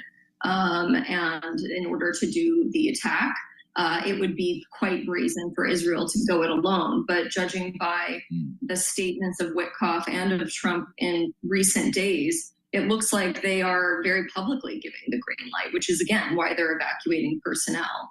But I would just say one more thing for your listeners. An attack on an Iranian nuclear facility has happened before. But Iran just goes back to enriching uranium at another level and accelerates potentially. So we could see that again. And, quite frankly, we've been talking about rising tensions in the Middle East quite a bit for 2 years, and it's unclear where this ends. But hopefully it will come to some kind of de-escalation by next week, because I think everyone is on the edge of their seats at this moment in the region. Israel certainly believes it's in the position of power here, right, Natasha? As we've discussed, there are a couple of reasons why we've found ourselves at this moment, and a lot of it has to do with the lack of air defenses right now that Iran has following the most recent back and forth with Israel, but also an emboldened Benjamin Netanyahu following some of the strife that we've seen in the region here. The idea as well that Iran would respond with hundreds of ballistic missiles, as I read in this story in the New York Times, being laughed at by Israel, because last time they tried that, most of them were knocked down, Natasha. Does Israel not have the moment that it was looking for? Iran is in a very vulnerable position, as you point out. There was many different Israeli attacks on Iran and Iranian proxies last year that severely degraded Iran, including Hezbollah, which Iran uses to essentially launch attacks onto Israel and neighboring Lebanon. It doesn't really have that as much anymore, and certainly not Iran and Syria. And so Iran is in a very, very vulnerable position. That said, again, Iran doesn't go to war toe-to-toe with the U.S. or Israel. It sort of negotiates itself in the weeds of these various countries like Iraq. And I would have you know that, the 170 attacks also last year, Iranian attacks, very few casualties of U.S. airmen, of U.S. servicemen. And so, it's weak attacks, but it does, up the ante considerably. And it makes it much, much harder for the U.S. to have a presence in the Middle East as well. We're out of time, Natasha. If this happens, would it be after Sunday? I would suspect this would be after Sunday, yes, for sure. I think, again, whether or not this is for real or not, it's certainly a negotiating tactic. This next round of talk is going to be critically important. Natasha Hall, I'm so glad that you could join us from the Center for Strategic and International Studies, a real voice of expertise. Please go to my store, the-studio-reykjavik.com, and get the collagen. This collagen is dual purpose. It's going to help with your skin, your hair, your nails, your cartilage, your joints, your musculature, and your bone density. Take it every day. It's a powder. You mix it with soft foods, filtered water, milk, or even a smoothie. Please go to my store, the-studio-reykjavik.com, and get the collagen. Take it every day. Very important. If you're 40 years of age or older, you should be taking vitamin B complex. Vitamin B complex, the first 4 B vitamins are going to help with the mitochondria. That helps to build up that ATP so you have the energy sources that you need. Also, vitamin B complex helps with cellular metabolism. And vitamin B complex helps to protect your neurons. That's the reason why it's so important. We're going to start seeing lots of people having neural problems in the next 5 to 10 years. So you better get on board and start protecting those neurons. You have been warned. Please go to my store, the-studio-reykjavik.com, and get the Goodnight Formula. Goodnight Formula has tryptophan, melatonin, GABA, and passion flower. Take it every night, and that will allow you to get into 3 cycles, maybe even 5 cycles of REM sleep and deep sleep, which is very important for you to detoxify your body, consolidate memory, and to be well rested. Please go to my store, the-studio-reykjavik.com, and get the Good Night formula. To slow down the aging process, you need a good night's sleep. Super important. Another thing that's very important to do on a regular basis is to take zeolite. Zeolite will help to detoxify your body. How? What zeolite does is it binds to heavy metals, toxins, and chemicals, including PFAS and PFAS. And what you do is you take 2 small drops, maybe even 3, underneath your tongue, drink filtered water. Do that every day. If you want a more intense detoxification, where you're doing that maybe once or twice a year, and what you want to do is take maybe 5 small drops or slightly more underneath your tongue, drink the filtered water, and do that every day until the bottle's done, and then do that once or twice a year. But taking the zeolite is very important. In addition, filter your water, stay away from processed foods, and clean your environment.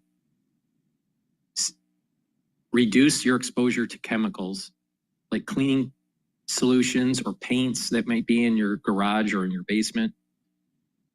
These types of chemicals, even though you may not even realize, but you're smelling them every day, small doses in your air.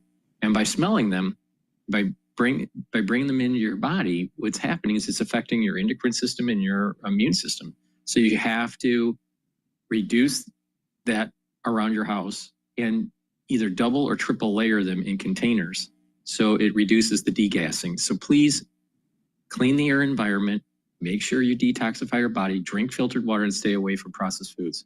Please go to my store, the-studio-reykjavik.com, get the collagen, get the Good Night formula, get the vitamin B complex, and the zeolite. That's a great stack right there. So please go to my store, the-studio-reykjavik.com. Use discount 5 and you get $5 off any order.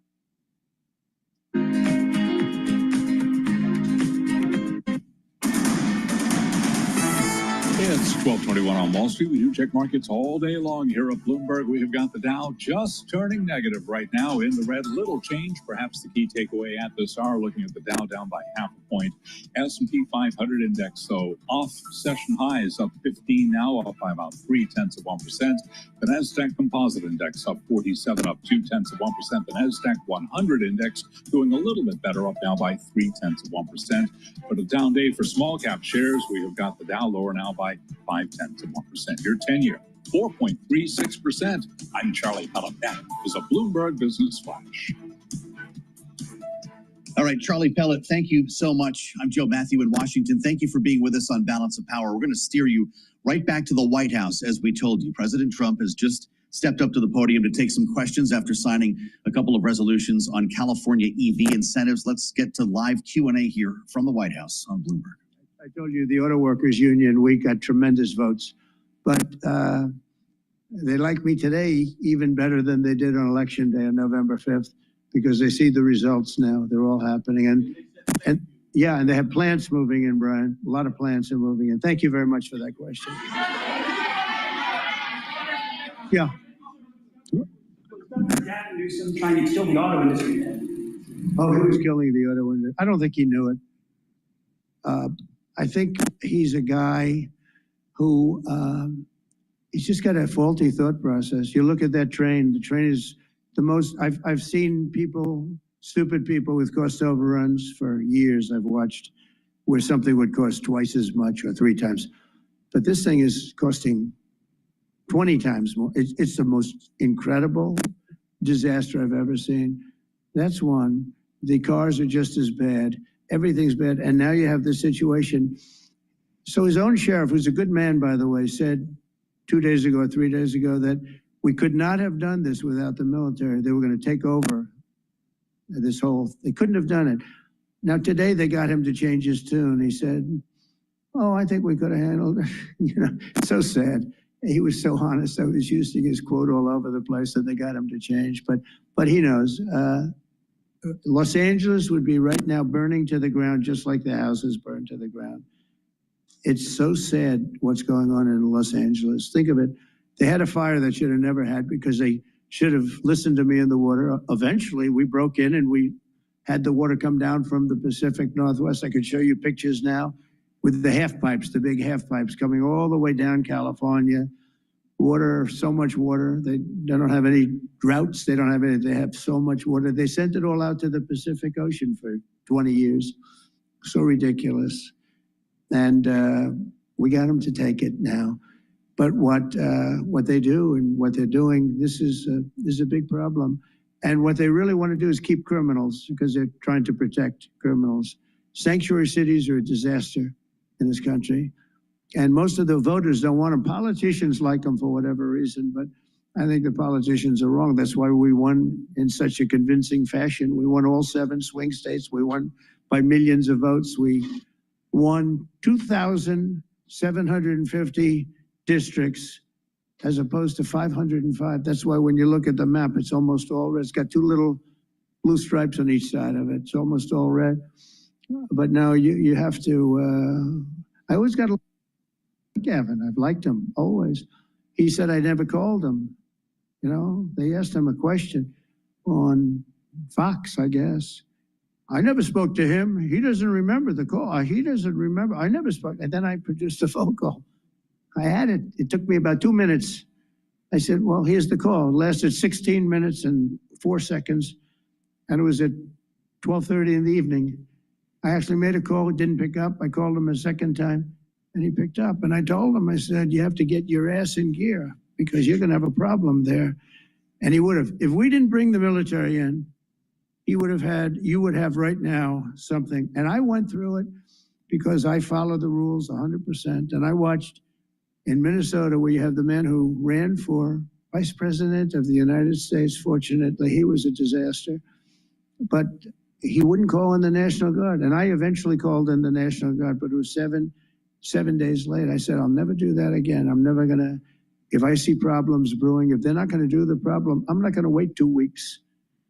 Because that city, Minneapolis, burned down. You remember the CNN anchor? He was standing there saying, yes, this is a peaceful rally. And behind him, the entire city was on fire. Looked like World War II. And I appreciate the question. Yes. Thank you very much. Thank you. 2 questions, if I may, sir. First, the terrible, horrific plane crash in India today. I'm sure you saw the images on TV. Your reaction to that first, and will you speak to Prime Minister Modi? The plane crash was terrible. I've already told them anything we can do. It's a big country, a strong country. They'll handle it, I'm sure. But I let them know that anything we can do, we'll be over there immediately. But it was a horrific crash. It looks like most are gone. They actually maybe have a couple survivors, which is just heard. But that was a horrible crash. Nobody has any idea what it might be. I gave him a couple of pointers. I said, maybe you look at this or that. You know, we saw the plane. It looked like it was flying pretty well. It didn't look like there was an explosion. It just looked like the engines maybe lost power. But boy, that is a terrible crash. It's one of the worst in aviation history. Yeah, second. Sir, that conflict with Iran can be avoided? Well, I'd love to avoid the conflict.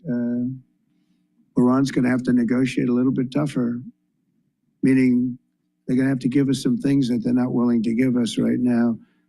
I'm the last person. I've kept us out of wars. We defeated ISIS completely, 100%. And I haven't had it's peace through strength. I believe in peace through strength. We're the greatest military in the world. I rebuilt the military, as you remember, for 4 years. I rebuilt the military. And then we gave a chunk of it away, but it was still peanuts. It was a lot, but it was peanuts compared to what we rebuilt. Gave it to Afghanistan, one of the most embarrassing moments in the history of our country with the whole withdrawal, the way they withdrew was very embarrassing. But we rebuilt the military. We have the greatest, strongest military. We defeated ISIS. We defeated ISIS.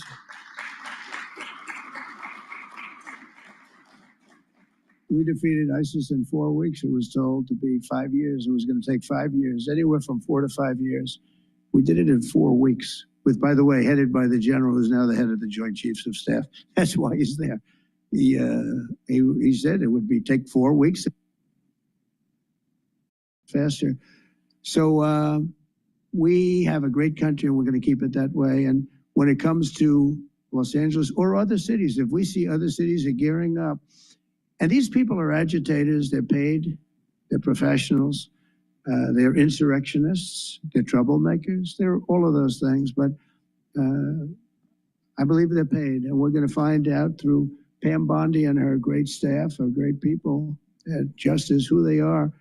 And Mike, I think you're doing some investigations in that in Congress, but we're going to find out who they are, because they're really, I think what they're doing is unbelievably illegal. Just one thing. So they took the bricks away from people. They're walking in with satchels of bricks. You know, why do you have bricks? You have bricks because you throw bricks. They're very potent. If they hit you, they kill you. And they took them away. The military took them away. They saw him. What the hell is this? The guy could hardly carry me. Many bricks. He's a strong guy, couldn't carry him. And they saw that and they took him away. Then they found others with bricks. But they're ingenious. They also brought hammers along, very heavy hammers. And I saw them pounding the curb and pounding the sidewalk. And it was like a military operation. This guy's pounding strong, boom, big shots.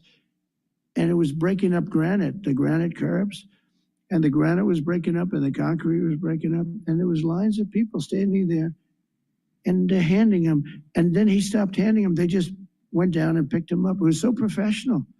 I said, that's a professional organization. This is not like people at random. This guy's breaking up because they couldn't use the bricks. So who would think of this even? Did a lot of damage. A lot of curbs are broken. A lot of sidewalks broken. But I never saw that before. That's one I haven't seen. I thought I saw it all. And they have it on tape. And with that, people get killed. You know, they go to the bridges and they drop the concrete off the top of the bridge with a car coming along at 70 miles an hour and the person dies. We had a lot of car problems. You saw that. They were all over the road. They were littered all over the road where the cars got stopped by concrete going through the front windshield. Now, these are bad people. If we didn't go... Please go to my store, the-studio-reykjavik.com, and get the ubiquinol. Ubiquinol is an antioxidant. It's going to soak up free radicals. It also helps with the health of the mitochondria, help to build up those ATP levels, super important to have energy for your cells, and it will help to protect neurons. Super important if you're age 40 or older. Take ubiquinol. Ubiquinol is the most bioavailable form of CoQ10. And NAD Plus supplement will boost up your NAD Plus levels. That will give you the energy you need. It'll also help to repair DNA damage and protect neurons. Stack it with ubiquinol for max benefit. Please go to my store, get the ubiquinol and the NAD Plus. Super important, especially if you're age 40 or older. Protect those neurons.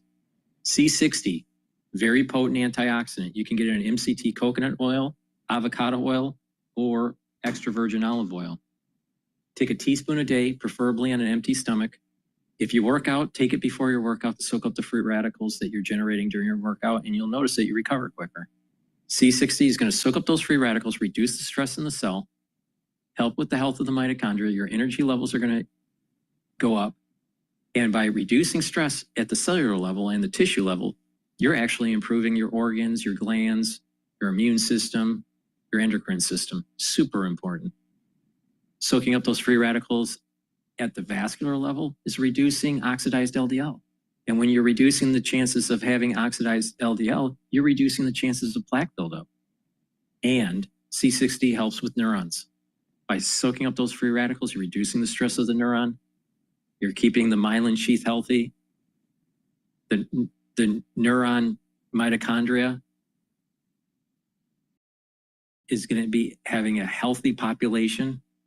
And when you have lots of mitochondria that's healthy in your neuron, you're going to have lots of ATP. And you need that to make those neurotransmitters to allow for that electrical signal in your neural network. Super important for memory and for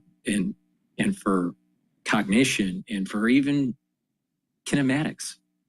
So having healthy neurons is super important. So take the C60, take a teaspoon a day, every day. You can get it in a 2 ounce, a 4 ounce, or an 8 ounce configuration. It is cheaper per ounce if you buy the higher ounce configuration. So please go to my store, the-studio-reykjavik.com, get the C60. stacks really well with resveratrol, NAD+, ubiquinol, clarity factor. Start protecting your neurons, super important. Please go to my store, the-studio-reykjavik.com. Just buying your way in a very legitimate way. And, you know, you have stories where Apple wants to hire somebody and they can't hire him because he can't stay. He went to a great school. He finished first in his class. They made him a big offer and everything's done, but he has no idea whether or not he's going to be able to stay. And I'm all for making sure that people like that can go to work for all of our great companies. And you know what they do? They go back to their country, and there are stories that are all over the place. They go back to their company and they start a company just like they were going to start here. They end up starting it in China or India or someplace else, and now they're among the richest people in the world. They've got thousands and thousands of employees that make it great. This is happening all the time because they're not allowed to stay. And I think we'll probably end up doing something about that, right? I think. Yeah, go ahead. Go ahead. You in the blue, please. Light blue. Thank you, Mr. President. How close are you to step back on between Ukraine and Russia? We see a very bad escalation. Are you going to leave it in the hands of the Europeans? I'm very close to the situation. I'm very disappointed in Russia, but I'm disappointed in Ukraine also because I think deals could have been made. And, you know, we're losing 5,000, 6,000 people a week, soldiers mostly, but also people living in towns because they're getting hit by missiles again. How'd you like to live in a building and you think a missile has a good chance of hitting your building during the evening? It's horrible. Must be horrible to live like that. But, I mean, we'll get it, but it's, I'm disappointed that it's not done. We did great with India and Pakistan. We did very good with Israel. I thought, look, October 7th was a disaster. People forget, you know, they like to forget. That was a horrible thing. But, you know, none of these things would have happened if I were president. If I were president, none of it would have happened. You wouldn't have the Israel problem. Iran was broke. They had no money. We had big sanctions on them. Biden immediately let them get rich. $300 billion they have right now. But they had no money for Hamas or Hezbollah. They had no money for anything. It was perfect. We wouldn't have had inflation that was caused by oil, Chris. The oil price went through the roof. It was also caused by their spending, but it was caused more by oil than anything else. The oil went so high, got close to $100 a barrel. And that also kept the war going with Putin because at $100 a barrel, that was a big money-making experience. But now it's down to where it's not so good for them anymore.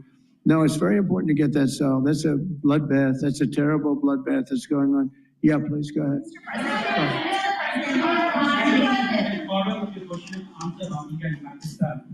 For stopping the war between them. India says that they cannot talk to Pakistan unless Pakistan takes actions against terrorists. We're going to get those two getting together, you know?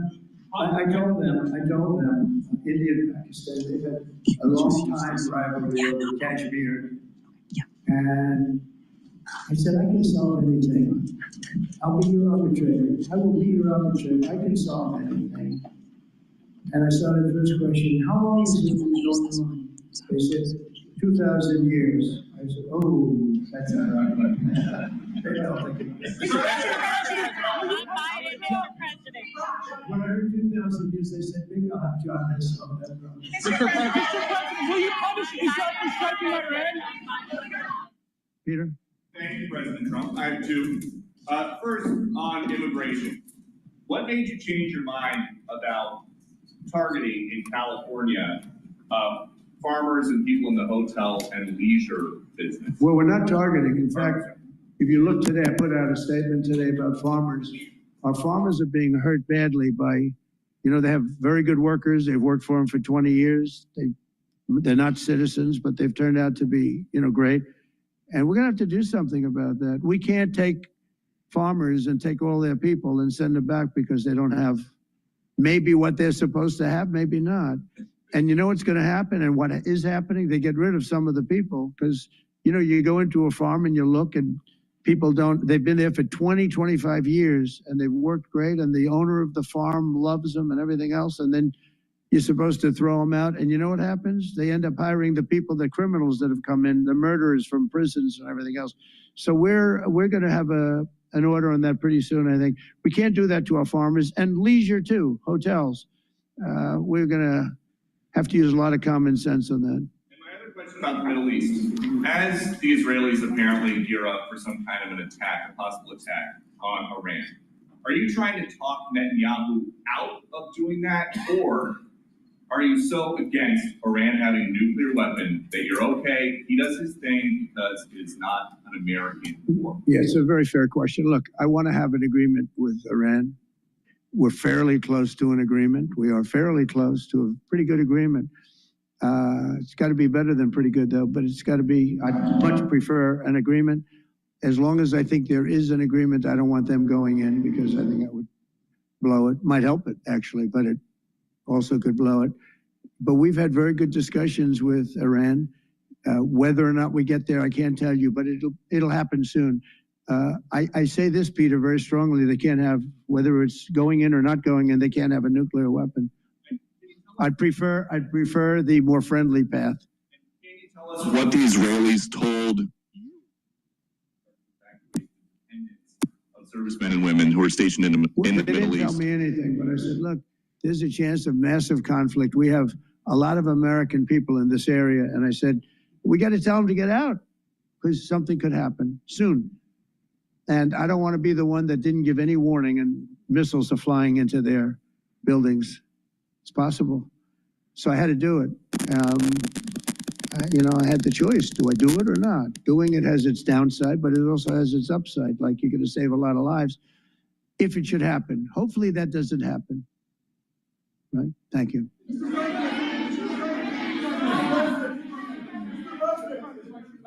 Mr. President, for Americans that are coming to Washington on Saturday for the military parade, It's going to be a great day. What would you like folks to take away from that day? What would you hope that they would remember? And also, Mr. President, our country is and how strong our military is. We have the strongest military in the world. You know, it's very interesting. 3 weeks ago, it was the end of anniversary, end of World War II. And I called France, and Macron was a good man. I said, what are you doing? He goes, we're celebrating World War II, our victory. I said, your victory? Your victory. Tell me about that.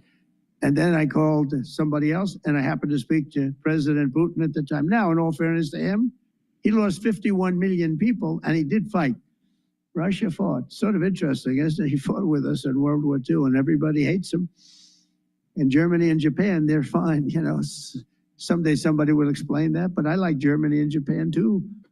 But Putin is a little confused by that, you know. He said, we lost 51 million people and we were your ally.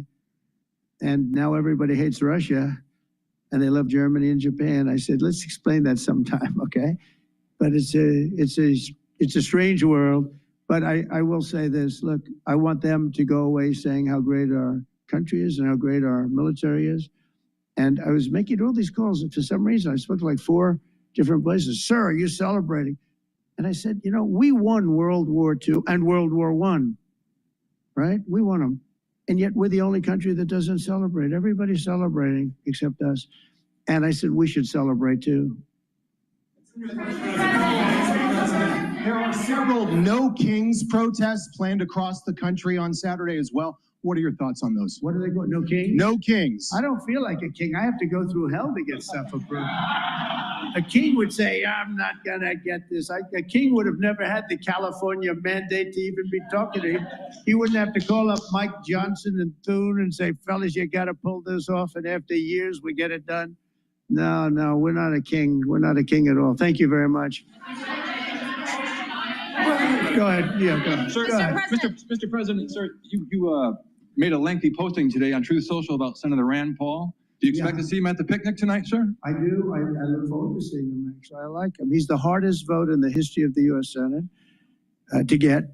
Probably won't get him, but he's a very tough vote. I mean, he's a very tough vote. He's always been a friend of mine. You know, I endorsed him and got him elected. I got him elected twice.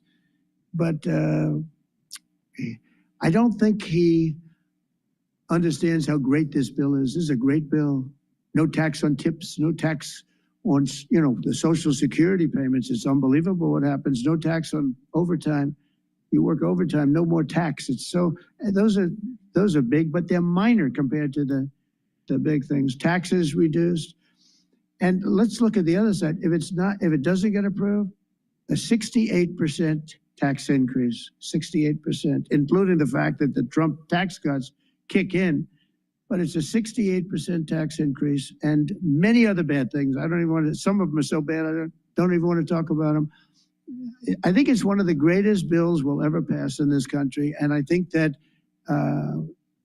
Leader Thune and this gentleman right here, what he's gone through on this with, you know, we started off with a majority of 1. Now I guess we have 7. So it's like easier, but it's really sort of 3. It's 7, but it really equates to 3, right?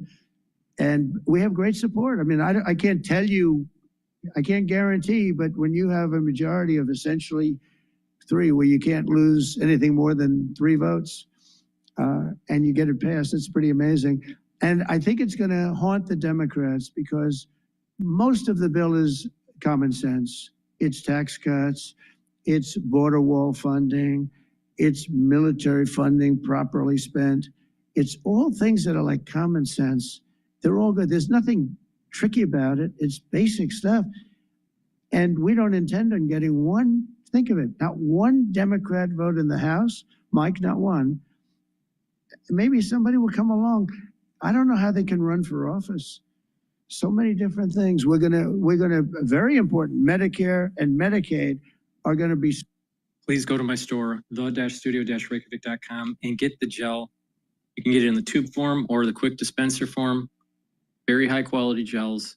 It's dual purpose. You can use it as a aftershave, a daily skincare, put it on a wound to help it heal quicker. If you're not feeling well or someone around you is not feeling well, put it around your hands, around your eyes, around your mouth, around your nose, and around your ears. Lightly coat your nostrils. It stays active for 5.5 hours. Super important to be prepared. Please go to my store, the-studio-reykjavik.com, and get the gel. It's dual purpose. When you turn age 40, or if you're older, it's important to start paying attention to the health of your pancreas.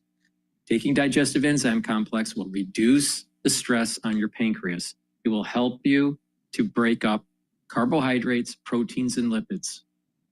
It'll allow you to digest properly.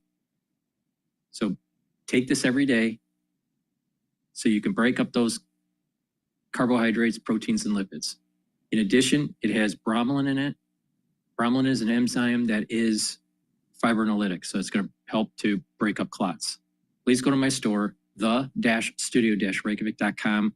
Take care of your pancreas and take the digestive enzyme complex.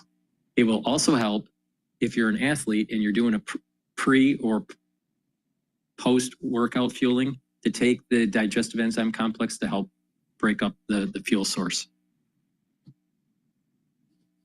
Now let's talk about dual purpose stack that's going to help with your bone density and your cardiovascular. So let's talk about the bone density first.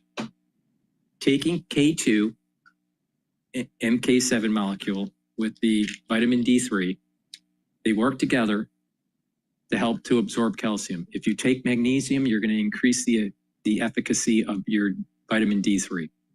Do resistance training, and that's going to help you to deposit new bone matrix, and over time, your bone density will get better and improve. That's super important, especially when you get older.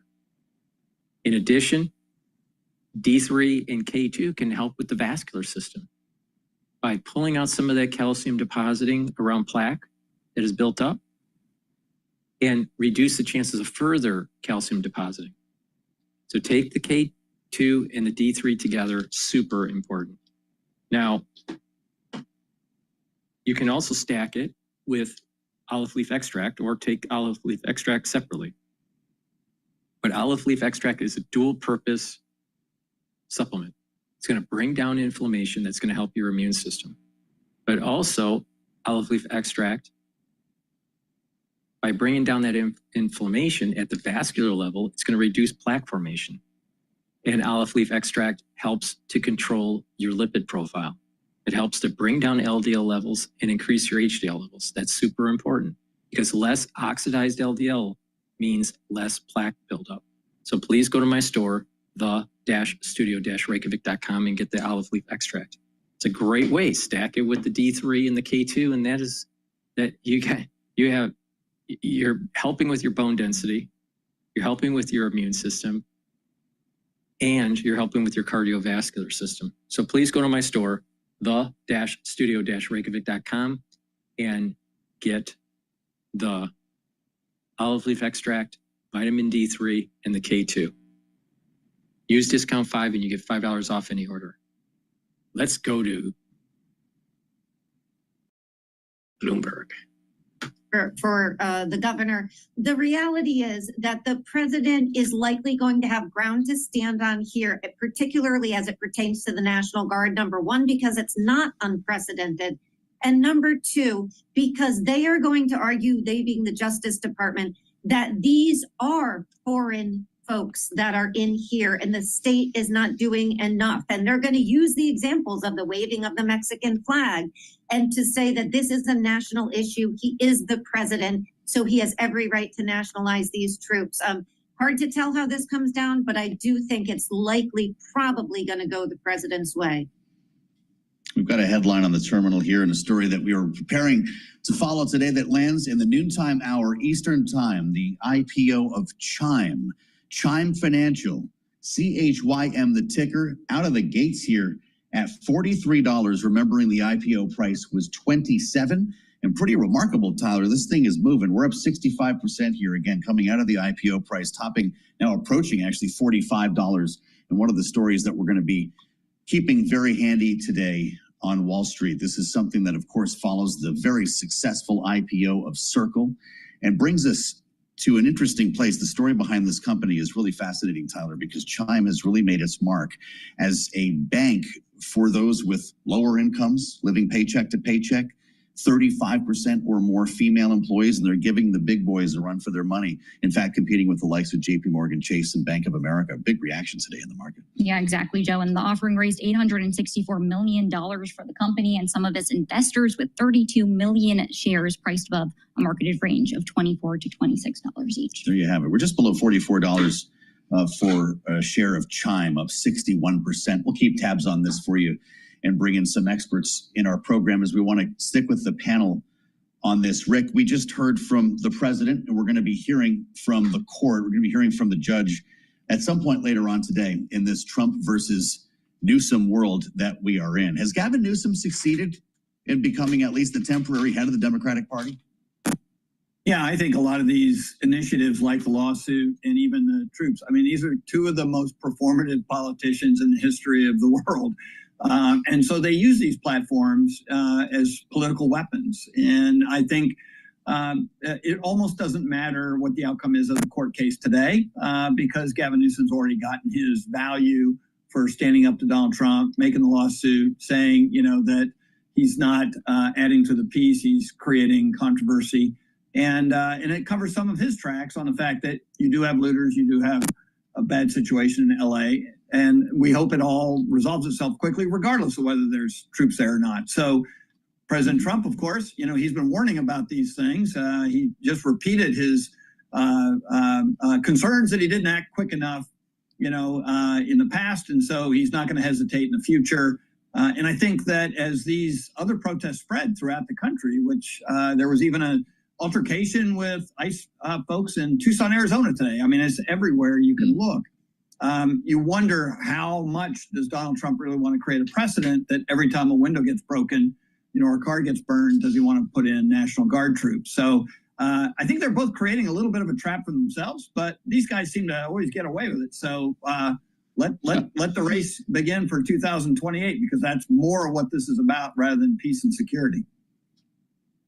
Right. And Jeannie, I want to talk a little bit more about the policies that led us to this point. As Rick was talking about immigration, we had Cliff Young of Ipsos here the other day who told us that President Trump is still polling really well when it comes to his immigration policies, but Americans aren't so happy with the implementation of them. How did we get to this escalation point if we look at the actual policies that are going into place?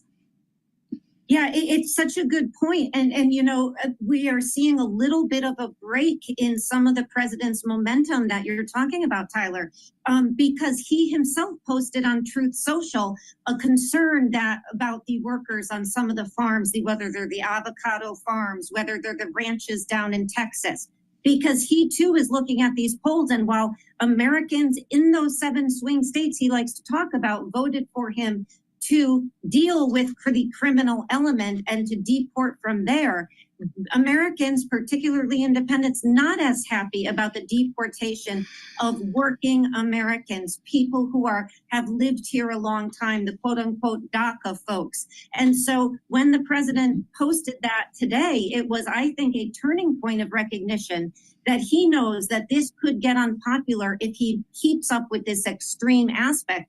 And you saw Governor Newsom respond and say, turns out chasing hardworking people through ranches and farms and snatching women and children off the street, it's not good policy. That's what the president is recognizing now. The battle of political optics with Jeannie Shanzano and Rick Davis. Our great panel will be back in our second hour here on Balance of Power. Big thanks as well to Bloomberg's Tyler Kendall. Much more ahead. The president speaking about Iran and a potential imminent attack. That's next on Bloomberg.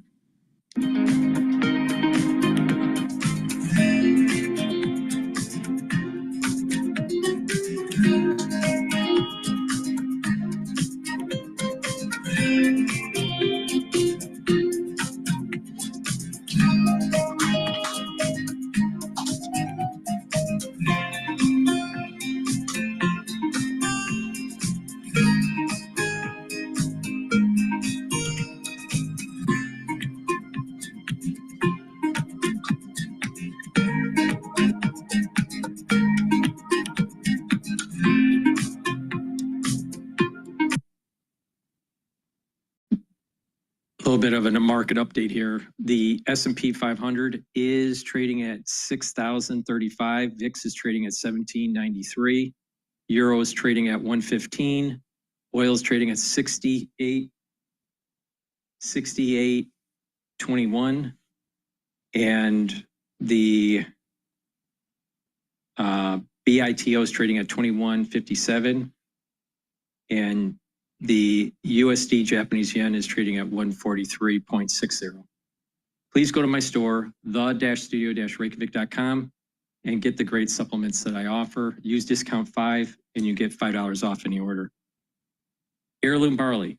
It's a high density protein. It's going to help to detoxify your body, bring down inflammation, and soak up free radicals through superoxide dismutase.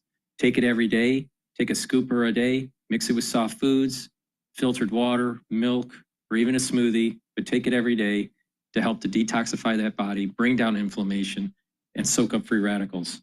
Now, by bringing down that inflammation, that's going to help your immune system, that's going to help your joints, that's also going to help your vascular system and your brain function. Overinflammation in at the cerebral level can cause problems. So it's really important to keep inflammation down. It's part of the protocol for anti-aging, soaking up free radicals and bringing down inflammation and revving up those energy levels. So please go to my store, the-studio-reykjavik.com, and get the heirloom barley or the gladiator barley. The differences between the gladiator barley and the heirloom barley is that you get all the benefits of heirloom barley in gladiator barley, but gladiator barley also helps to build muscle. Boomer Boost. Boomer Boost has 68 nutrients.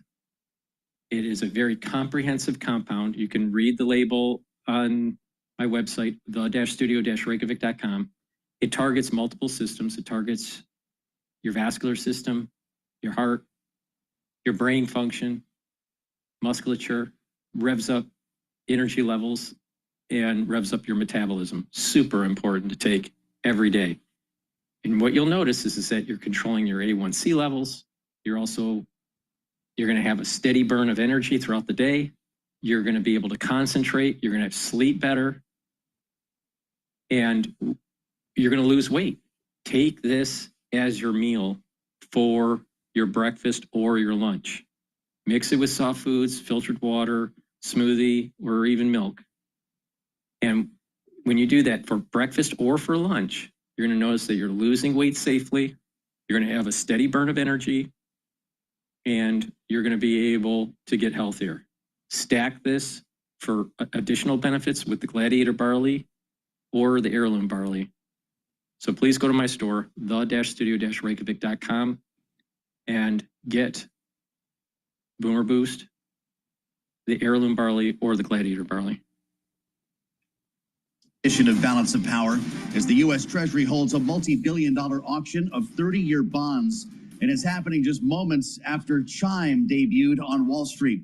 Alongside Kaylee Lyons, I'm Joe Matthew in Washington. Thanks for being with us here on the early edition of Balance of Power. Investors today in the bond market, Kaylee, balancing worries about debt and tariffs, among other things, coming out of Washington. Yeah, the question is going to be, are there demand for longer dated maturities when there are ongoing fiscal concerns about the trajectory of the debt and deficit of the United States, with the one big beautiful bill, of course, still being pushed by Congress and the Senate specifically. An important meeting will happen at the White House later today with Senate leaders like Mike Crapo of the Finance Committee and the majority.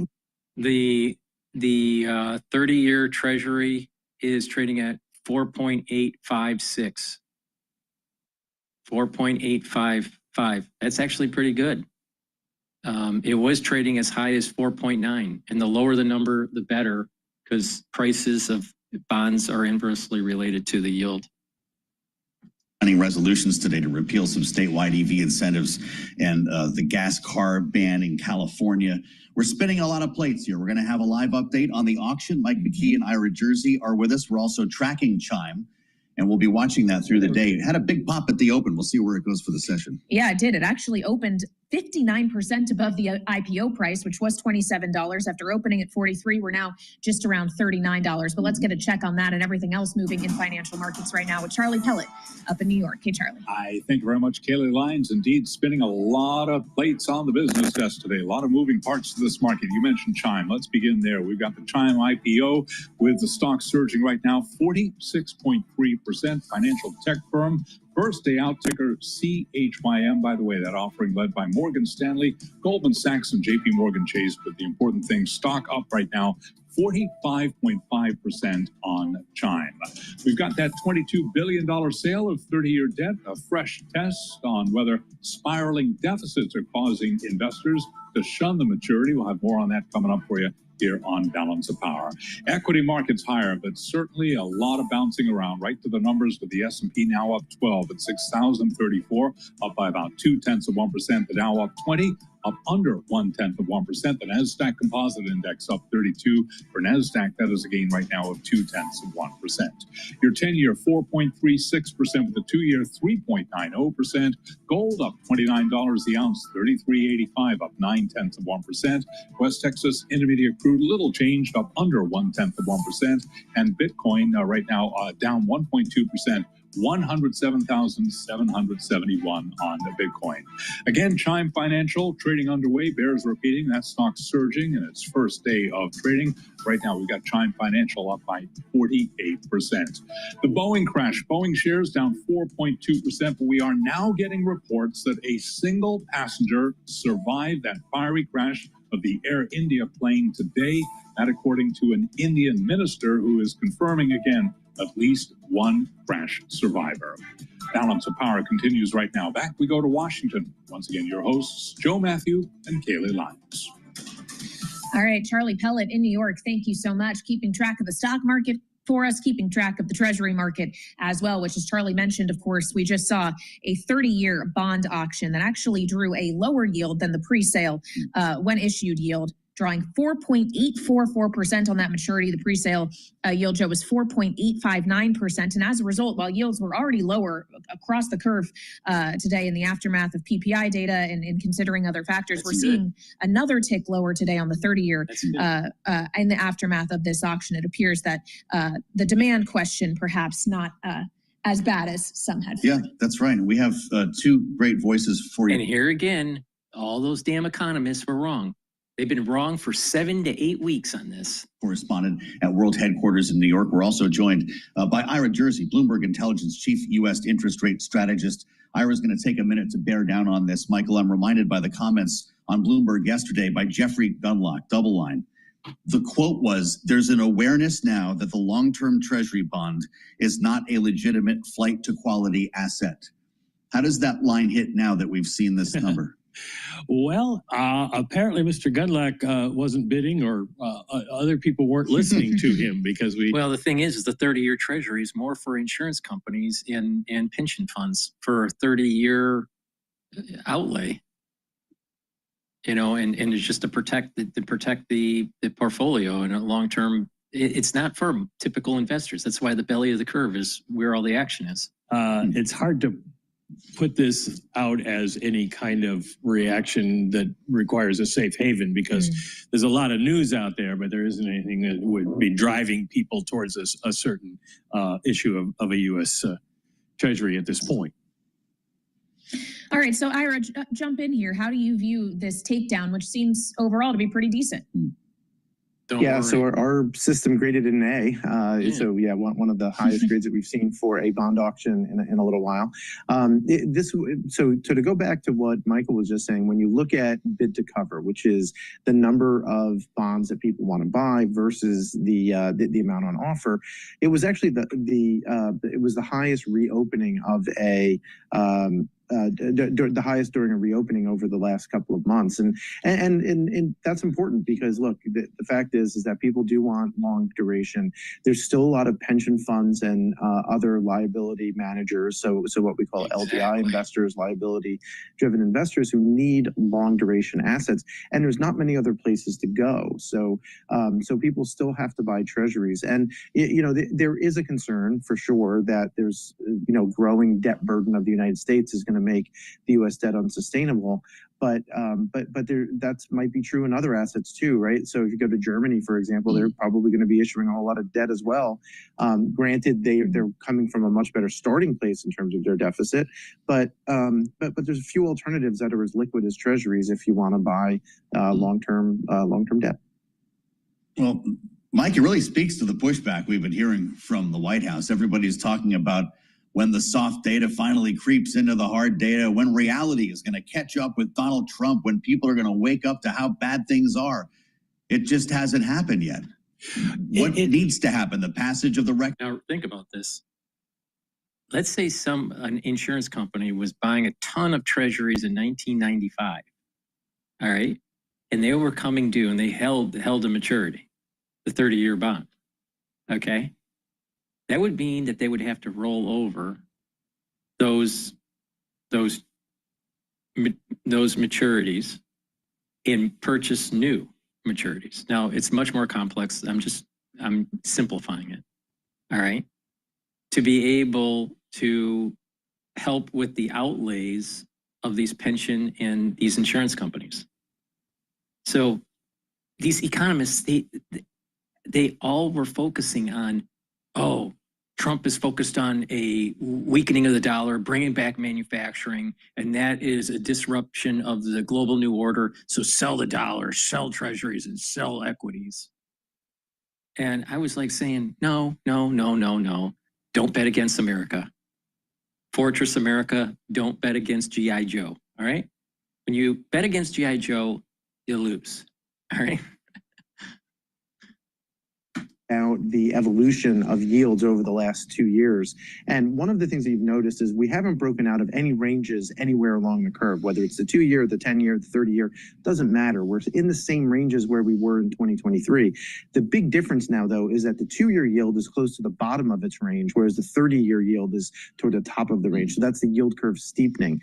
Now, that steepening occurs for several different reasons. One is expectations that the Fed is going to cut interest rates, the timing of which and the magnitude of which is still in doubt, but nonetheless, the market is pricing for the Fed to ease at some point over the next 18 months.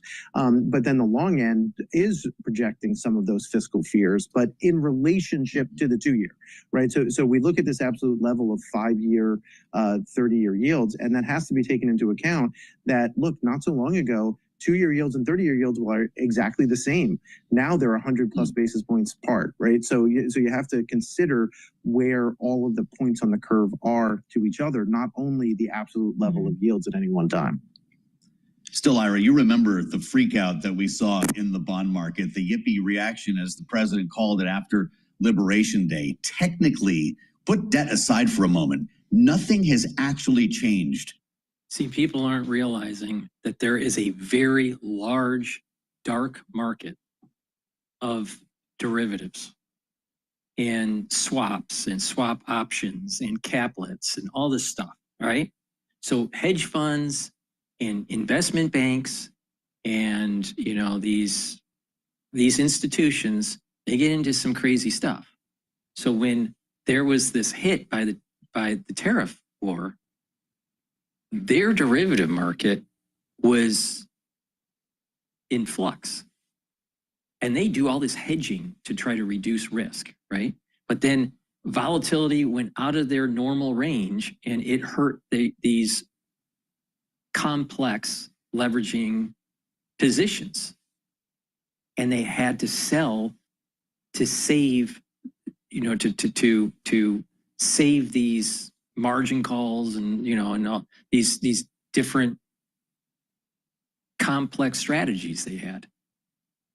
So they had to sell treasuries to get cash to be able to buy more to help offset this crazy stuff that they were doing behind the scenes. And that was the reason why they didn't get into the market. When you kept on hearing why the S&P 500, it was retail. Retail is not leveraged. Retail doesn't have these complex derivative positions. So the retail was coming in and buying the dip, and the institutions couldn't do it. They didn't have the cash because they were trying to save these complex dark market derivatives that they were doing. And Bloomberg hasn't even said anything about that. And there's this term. Once in a while, you'll hear someone say these institutions were deleveraging. That's what I'm talking about. They were trying to deleverage. They were trying to slowly unwind their leverage. And to just unwind it, you can't just close it out because it would be a big loss. So you sell some treasuries. So that would bring up the yield, right? The market's going down.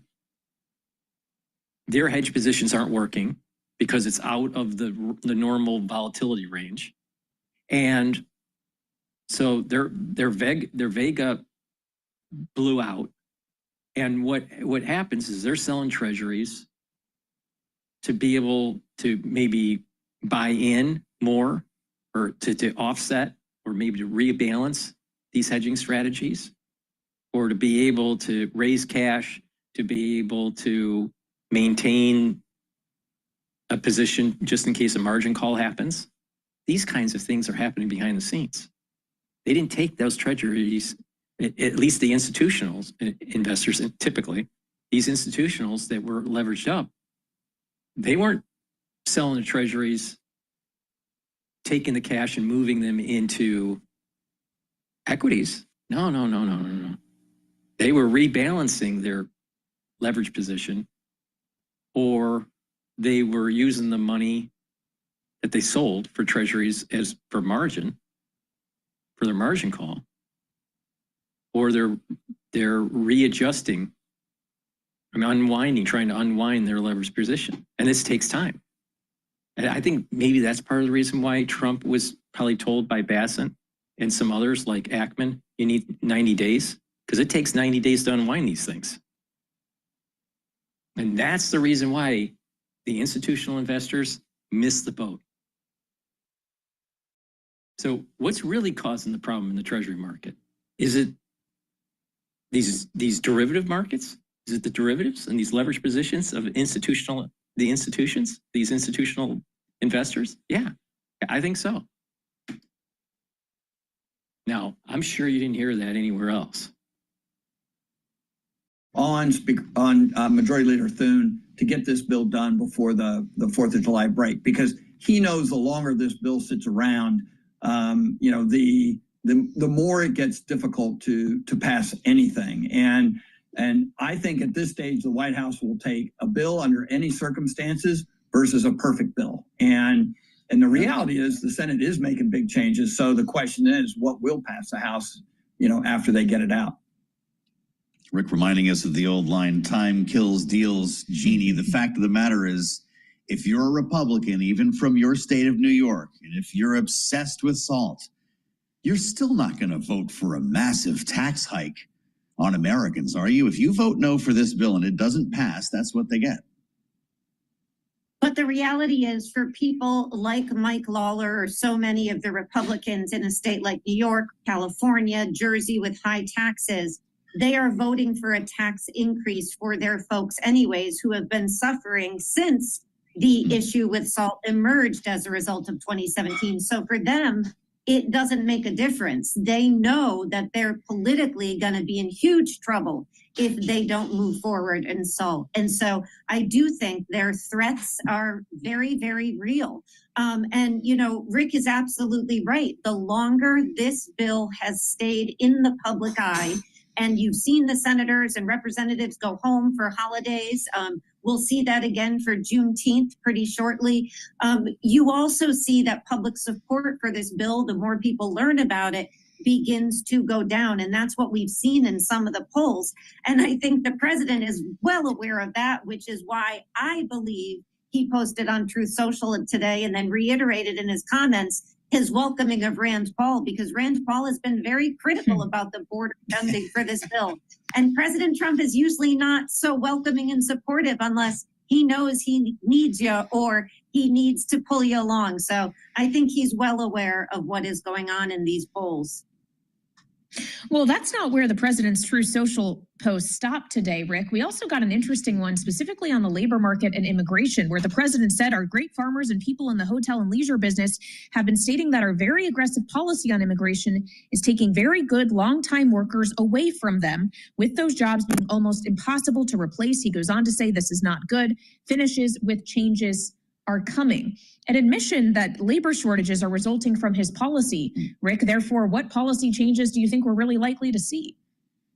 You know, it kind of echoes the John McCain comprehensive immigration reform of 2005, right? Which is, hey, maybe we need a guest worker program while we crack down on, people here without permission. So it's really interesting. I mean, rather than approaching this as a comprehensive solution, the president seems really inclined to create controversy along the way. So obviously, at one point, Stephen Miller is at ICE last week telling them they're going to lose their job unless they step up the amount of deportations. At the same time, a week later, Donald Trump says, hey, I know these deportations are hurting farmers and other companies throughout the country. Maybe we ought to find a solution. Well, there's a solution there, right? I mean, it's called the guest worker program. It's been around for 20 years. And I'm not exactly sure if his voters will appreciate it, but it's exactly what we need today. And history repeats. We should mention it was the congressional baseball game last evening. By the way, Republicans won it again. This evening, the congressional picnic on the South Lawn. We referred to this. Rand Paul's invited. Jeannie, can Donald Trump get work done there? They're going to be on the South Lawn looking at the stands that have been set up for the big parade, maybe a little punch. Can he close the deal tonight? He's certainly going to try. This is, perfect for Donald Trump. And Joe, I just saw that you showed us that we may see a cancellation due to weather this weekend. There's an isolated report there. I don't know. The fact of the matter is, though, it is going to be stormy and hot and raining, and we've got a lot of people who could be in harm's way. Jeannie Shanzano, Rick Davis, thank you both for the conversation. Kaylee, at the moment, the parade is set for 6:30 p.m. Saturday. Good luck getting into Washington. Please go to my store, the-studio-reykjavik.com, and get the drops and the lozenges. Very high quality. You can get 3 different flavors for the drops. You get 100 drops in each bag. You can get it in cherry flavor, honey and lemon, and also in blueberry. So please go to my store, the-studio-reykjavik.com, get the drops. And I also have in stock the lozenges. You get 21 in each bag. The lozenges are larger than the drops. You can get it in elderberry zinc. So please go to my store, the-studio-reykjavik.com. It's very important to take the lozenges or the drops right away to mitigate any irritation, no matter what season it is. So please make sure you're prepared. Have a few bags for your household and for work. You never know when you need them. please go to my store, the-studio-reykjavik.com. That's the end of my show for today. We've been broadcasting for 4 hours. I greatly appreciate it. Please use discount 5. You get $5 off on any order on my store, the-studio-reykjavik.com. Make sure you subscribe to all the channels. I have 4 channels on YouTube, Brighteon, Bitchute, and Rumble. And if you would like to help support the work, you can also donate through Stripe, PayPal, or Buy Me a Coffee. The links are in the description of this video and on my website. Please go to my store, the-studio-reykjavik.com. Thank you for listening. Thank you for watching. I will see you tomorrow.